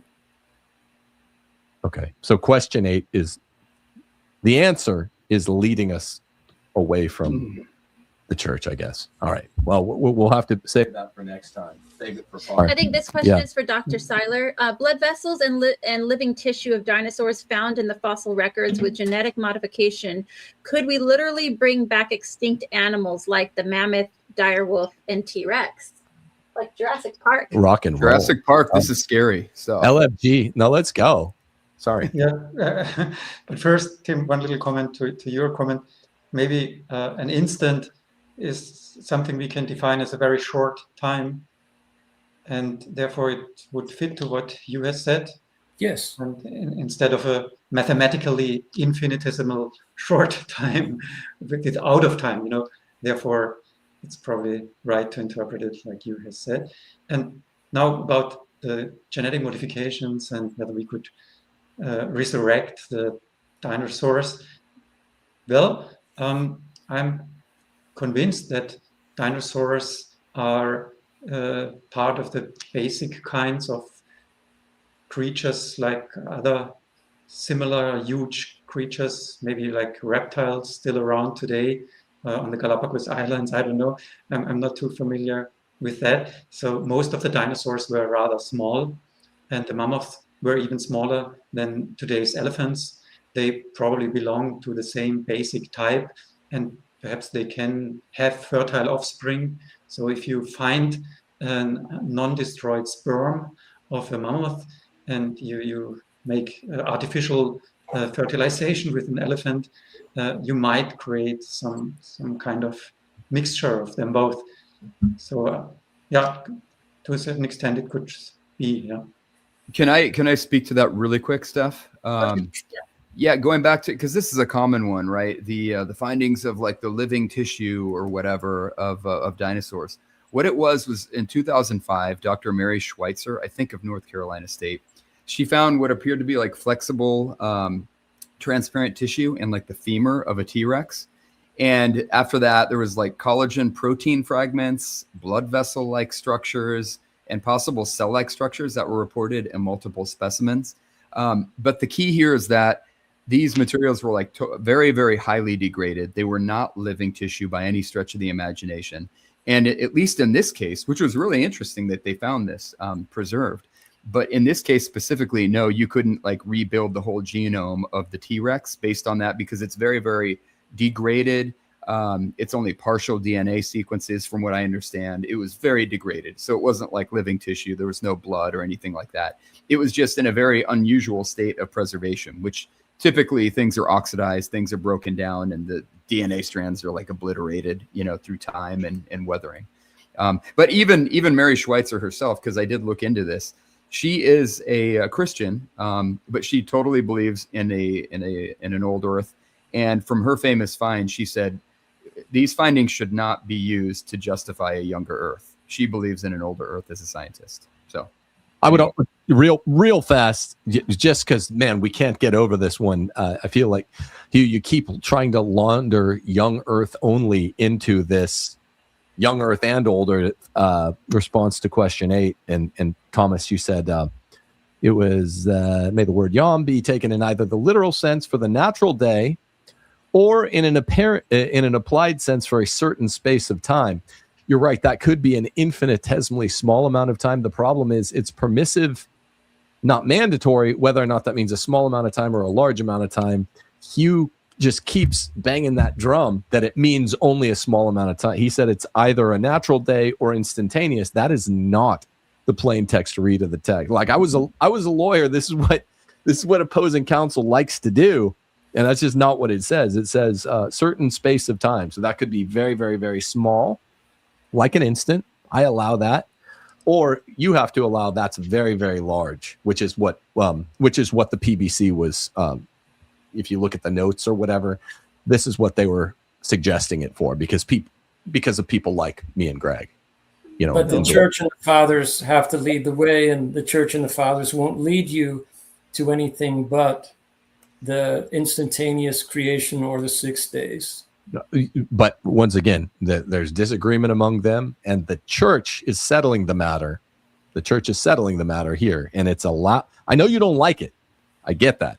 It's not that I don't like it. I'm just being obedient to the church. PBC tried church fathers of certain space of time. Yeah, it doesn't say, you got to take it the way Hugh Owen wants it or the way young Earth people want it. They say you can accept it the way young Earth people want it, yom, 24-hour day, or you can accept it the way old Earth people are emerging certain space of time. You're just saying that the church and the fathers have to lead in the interpretation, and we've shown the only place where they're going to lead us. Thomas? Maybe I could comment. The same PBC document of Pope Pius X says, as I've just said before, I think it's question number 1, that we have to believe in the creation of all things wrought by God in the beginning of time. So this excludes the interpretation of a long time span for Yom. That would no longer match with everything created in the beginning of time. Now we can discuss about 6,000 years, 7,500 years. That's still in the beginning of time, if it was that much ago, but not over billions of years. I'm repeating myself, but if you look at very important question number 6, it's already contained in the PBC instructions.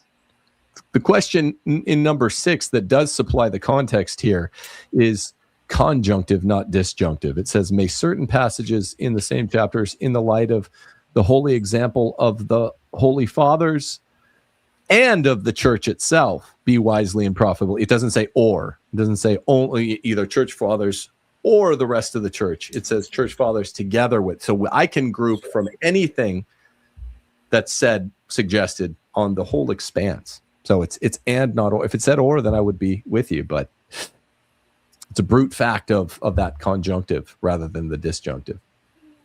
Well, again, we've seen the church and the fathers give us the 2 options, and both of them are consistent with what Thomas just mentioned, which is again consistent with the Catechism of Trent, which the reigning pontiff mandated for teaching the dogma of creation in the whole world, because the Roman Catechism defines the dogma of creation by saying, in the beginning, God created all things. And then it teaches in the regard to the 3rd commandment that God created everything in 6 days and consecrated the 7th day to himself at the beginning of the world. And that's why we honor the 7th day. And then the church changed Saturday to Sunday in honor of the Lord's resurrection. So I think it's pretty clear that the fathers and the church are leading us, and we're just saying what are the 2 options that the fathers and the church give us. It's clear as mud. There's the Catechism of Trent more or less anathematizes all the non-Alexandrians, the ones like that rejected the instantaneous creation. And there was, again, we're relitigating the whole thing. Trent insists that creation was instantaneous, right? And you tried to go through. Augustine read it wrong, even though that's just what all versions of the Vulgate, original Jerome's Vulgate, Damas's Vulgate, the Clementine Vulgate, and the Nova Vulgata, they all say simul. She tried to get around it that way. And then I did, because I pointed out that simul has...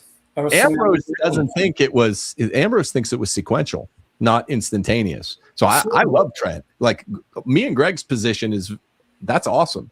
Trent saying this is an instantaneous creation, Sirach 18 verse 1.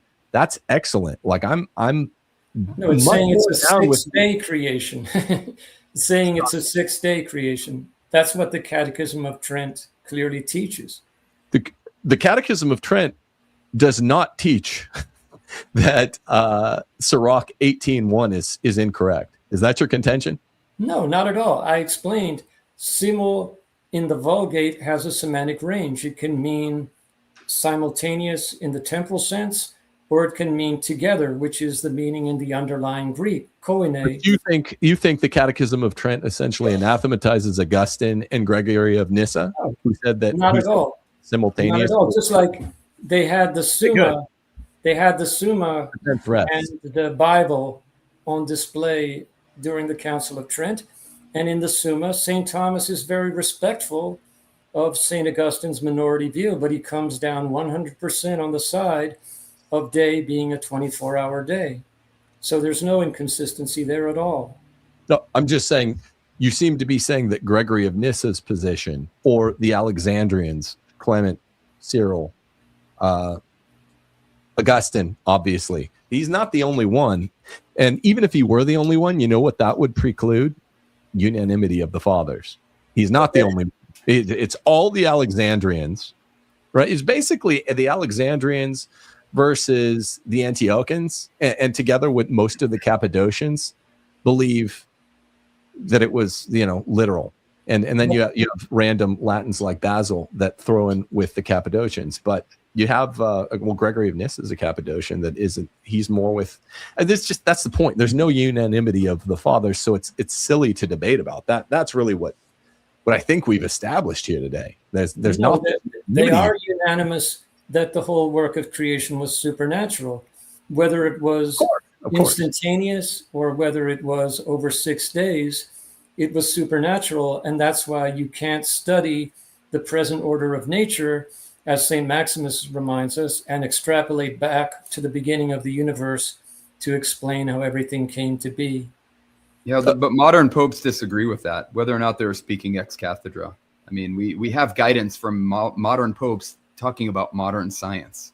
That's true, but just like with the Catechism of the Catholic Church, you have to read the less authoritative statements of modern popes in light of the more authoritative teaching of the popes and councils who went before. The Catechism. I grant you that. We went through Francis. Yes. That Mr. Gordon, that Tim read from, it has a lot of beautiful things to say about marriage and the family, but you won't find one single place in the New Catechism where it talks about the different role of husband and wife in the family. Yet every doctor of the church, every pope who ever wrote any authoritative teaching on the family always upheld the distinct role of husband and wife in the family. So you can't just pick up the catechism and think that you have the whole story. You have to read it in light of the whole tradition of the church. How many universal catechisms do we have? We've got we only have two universal catechisms. We only have two universal catechisms. Right, exactly. We've got the Roman Catechism from Trent, and we've got the CCC in 93. And guess what? Where do they lay all that? I'm actually really glad you brought this up. I was waiting for one of my people who's sympathetic to you to bring this up. On that, where I'm robo-trad on the issue of intersexuality, marital roles. It's great. So the reason it's not readdressed in CCC, the duties of husband and duties and wife, is because it's addressed in the Roman Catechism so crystal clearly. And here's the other thing. It's not because catechisms by themselves are summary statements of magisterium. They're not by themselves magisteria. Sure. You have 7 20th century popes saying exactly what the Roman Catechism says. So it's 7 20th century popes teaching it. You have including JP2 himself, who in other times does seem to contradict it, but you have absolute recapitulation and reformulation magisterially of what the Catechism of Trent says about men and women. What I kept asking you is, where are all the popes? Where are all the popes saying definitive statements, even if they're not ex cathedra, even just ordinary universal statements, pronouncing upon time? That's what I kept asking. You have it. Even the modern popes, the ones that think that are the natural relation between man and wife, man's the master, wife's the help me. Yeah, that's embarrassing, that there's an embarrassment of Catholic riches. Well, there are still, even then, modern popes which pronounce upon it and teach upon it. And it's been every century that it's been relevant, and it's in the catechism. The problem is there's neither of our 2 universal catechisms which pronounce upon the age of the earth. There's no pope which teaches what the exact age of the earth is. And it's not at all, it's a bit of a false analogy. And I was kind of waiting for someone to step in that one. What I'm looking for is the equivalent of, Pius X statement on husband and wife, of even Leo the 13th statement on husband and wife, Pius XI, Pius XII, Benedict XV, John Paul II, Paul VI even made one. Even Vatican II made one, reaffirming the riches that now the liberal guys they're not yearning, they're not eager to get back to recapitulating it, but they have to when it comes up. The reason that doesn't exist with the age of the earth is because there's no such claim. Well, it's not really so simple as that, because when you're dealing with extrapolations from the natural order all the way back to the beginning of the universe, you're talking about a development that took centuries. You have to go back to the 17th century, and you have to see how the influence of Descartes and Immanuel Kant and Spinoza and all the so-called Enlightenment philosophers began to affect the thinking of Catholic intellectuals. But the key point is, all the authoritative teaching from the whole tradition of the church is completely on the side of what we are defending. And if you go to the Kolbe website, I would invite anybody in the audience to do this.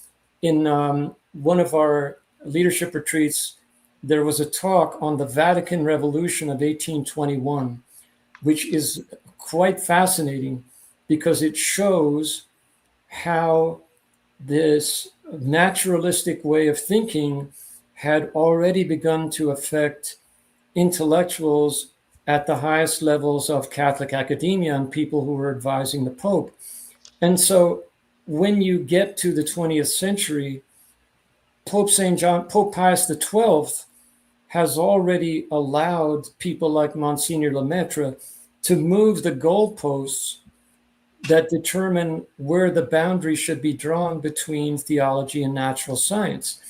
But when he does that, as you pointed out, first of all, he's not capable, he doesn't have the authority to say, well, now the boundaries of natural science are going to be extended to this point.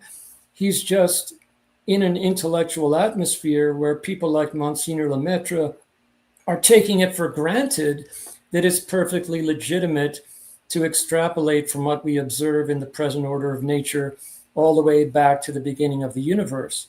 And he doesn't realize that he's completely going against St. Thomas and the entire Catholic tradition. Well, that's a bold claim. To make the claim that Pius XI is a naturalist. You said literally as a naturalist model. I said Pius XII was affected by natural. Naturalistic philosophy, because it's atheism. But for people out there that aren't listening carefully, he's accusing the model of Pius XII, probably Pius X as well, of a view of the world that is actually not Lemaitre's. It's not Pius XII. And naturalism has a distinct point where the syllogism begins, and it's that the earth is eternal and that signate matter was not created by a creator. And that is simply and utterly wrong. You keep stretching and strawmanning our point of view, Pius XII's point of view. It's just wrong. I would also ask, compared to the Ptolemaic universe, right, which is just a bad version of what Monsignor Lemaitre was doing. I'm not saying Lemaitre's model is perfect. I'm not even defending it here today. I'm just saying, what element is pagan or naturalist that Lemaitre made employ of that Ptolemy didn't? I'm asking a literal question. Yeah, that's a good question. And the important point is that Lemaitre suggested first that you don't need God or a supernatural creation even to ignite a Big Bang. That's number one. You don't need God at all. I can show you again the quote. Shall I repeat the quote from my slides? That's up to you. Okay. So let's go quickly back. I didn't say what presupposition. I said what method, in terms of, I know the scientific method is post-Enlightenment, and that's really unfortunate because there's good science that happens after the Enlightenment, but it's a little bit hard for those of us who have to trust it to say, is this scientism, post-Enlightenment science, or is this good science? But I'm asking, what about the better methods of studying the universe that are used by Monsignor Lemaitre were prescinded from by Ptolemy or the older astronomers?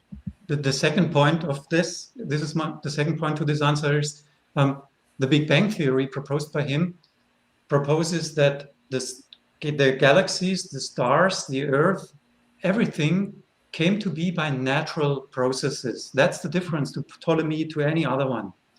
He proposes that he did not study how things function like the ancient Greeks did, but he tried to study how things came into existence by natural process. That's again the difference. And this is always a violation of the natural law not to form order from disorder. A big explosion will never produce a perfectly well-ordered cosmos as we see it. And you're not aware of the proviso that Monsignor Lemaitre sent to Pius XII? I'm sure you are. He specifically said, this is what I'm studying shouldn't be conflated with theology, because the theology and the creation ex nihilo is the first thing. What I'm describing is the second thing and everything after it. So you're, again, just absolutely straw manning. He's going completely against all the fathers of the church when he believes that he can study. I know, but it's Tim. You're interrupting me. You're dominating the time, and I can't participate on that basis. You talk much more than I do. And if you want me to defend our position, I'm willing to do it, but not if you're going to monopolize the time. It's not fair. And this is the point, and probably it would be a good idea to bring this to a close because we're just kind of going around in circles. The point that I'm making is there is no father of the church, and certainly St. Thomas would not for a moment have tolerated the notion that we could study the present order of nature and from that figure out the age of the universe or how everything came to be. They made the distinction between the supernatural work of creation and the natural order of providence that we're living in. And we argue that if natural scientists went back to operating within that framework, it would usher in a golden age of scientific and medical research. And on that note, I'm going to thank you very much for hosting us, and I am going to go and be with my wonderful wife. So thank you very much. God bless. Sorry to interrupt you there. That's the cost of debate where you're actually getting interchanges. I would just simply say, by way of apology. It's tough to hear people say about even what we're so used to as traditional Catholic tradition and patrimony affirming people.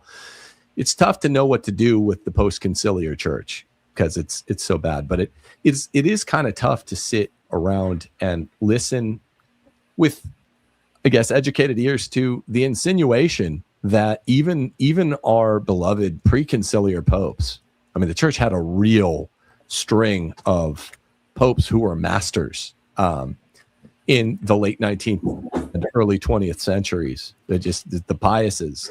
It's tough to hear Pius XII being, you're laundering in determinism and scientism and naturalism to his view of the world just because he disagrees with you. So that's, Well, I don't think that's a fair characterization. And the last thing that I'll say in response to that is that all of our research has taught us that our problems did not begin with Vatican II. We have to go back hundreds of years to see how certain kinds of false philosophy did insinuate themselves into the thinking of very well-intentioned and super intelligent Catholic intellectuals, and that culminated with the whole modernist revolution. But it didn't happen overnight. And again, thank you very much for hosting me, and through the prayers of the Mother of God, may the Holy Ghost lead us into all the truth. God bless. God bless you. God bless you, families. We'll keep taking questions here. Whoever wants to hang out. There was a question for Greg. There's just so much double speak. It's somebody so said, much. Is Tim's wife not allowed to moderate Tim? This is an open. Just to remind everybody, this portion of this is debate, unmoderated. This is an open discussion portion of the debate, and I will say I think I did a pretty good job. You did a great job, Steph. Yeah, I think very fair. They don't like the way the debate turns out, so they start blaming the refs or whatever. It's very old. We just saw Spurs Knicks go that way. I was rooting for the Spurs. I wasn't blaming the refs at any point along the way, but you just hear nothing but Mott and Bailey's. I just hear all day long. I heard Mott and Bailey's, meaning, well, he's a naturalist, and then I'm like, oh, you're calling Pius XII a naturalist? I love Pius XII. He's not a post-conciliar pope. How far back does the rot go? And he goes, you're misrepresenting me. I was like, okay, good, because Pius XII is a good one, man. Then he goes, well, he was informed by a bunch of naturalism. There's so much Mott and Bailey built into this young earth argument. I just don't think it can sustain its own weight. Dr. Syler is still with us. But this question here is for Dr. Greg. How does your research help you tackle the Cambridge explosion? The duration of the creatures found there seemed to point to a short period of time on Earth, doesn't lean towards old Earth. I hope I'm representing that. And doesn't lean toward old Earth. Okay. I think I get the point of the question. So it's actually called the Cambrian explosion. Happened during the Cambrian, approximately 540 to 520 million years ago, something like that. Lasted 21 million years.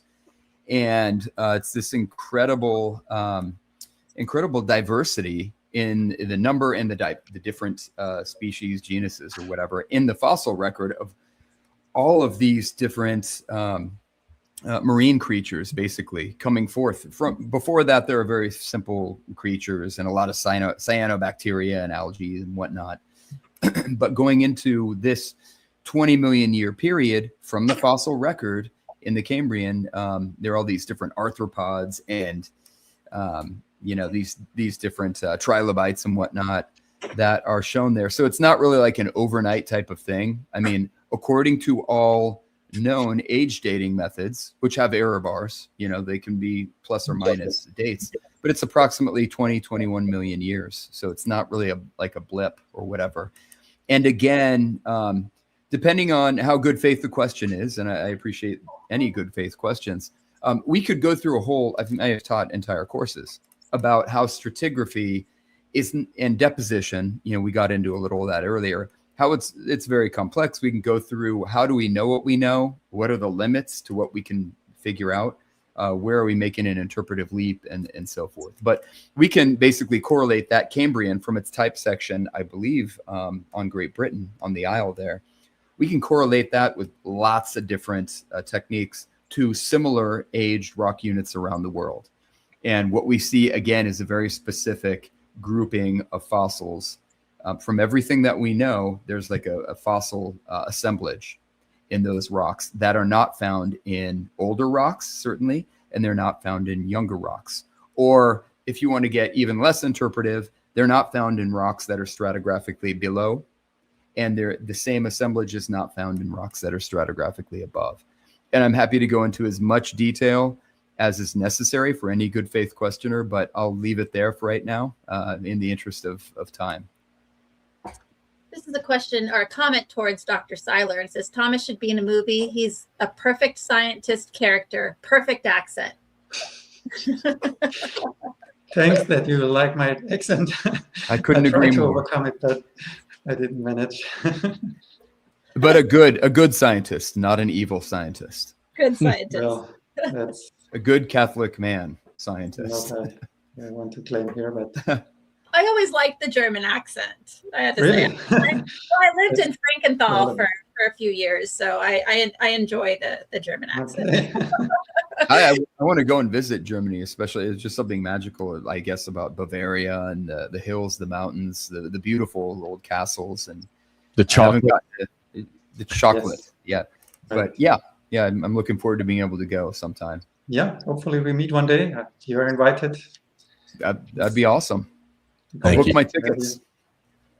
Thank you. Yeah, probably the most beautiful country I've been to besides it. Germany's incredible. Wow. Wow. I heard this already from American friends. They love it to stay here. We have a lot of Americans here in Stuttgart. It's great. Yeah, go and visit BMW and some of the really cool auto factories. Well, thank you, Dr. Syler, for doing this, and thanks for hanging out too. I thought you had a heart out. I'm glad you were able to stick around and help us answer the questions. Thank you, everyone, for watching. Thank you, Dr. Gregory Gordon, Dr. Thomas Syler. Thank you, moderator referee Stephanie Gordon. Thanks Great for job. throwing the game.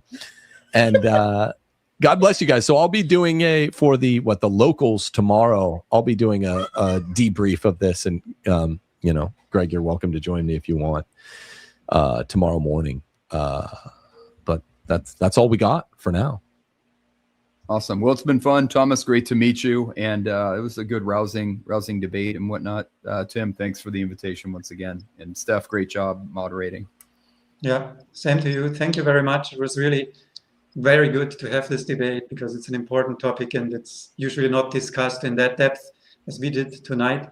So I'm very grateful for that and wish you a good rest of the day or good night for all the visitors, viewers from Germany here now. It's midnight here almost. Oh boy. So Well, God bless. God bless you. God bless you. Okay. Have a nice Take care. night.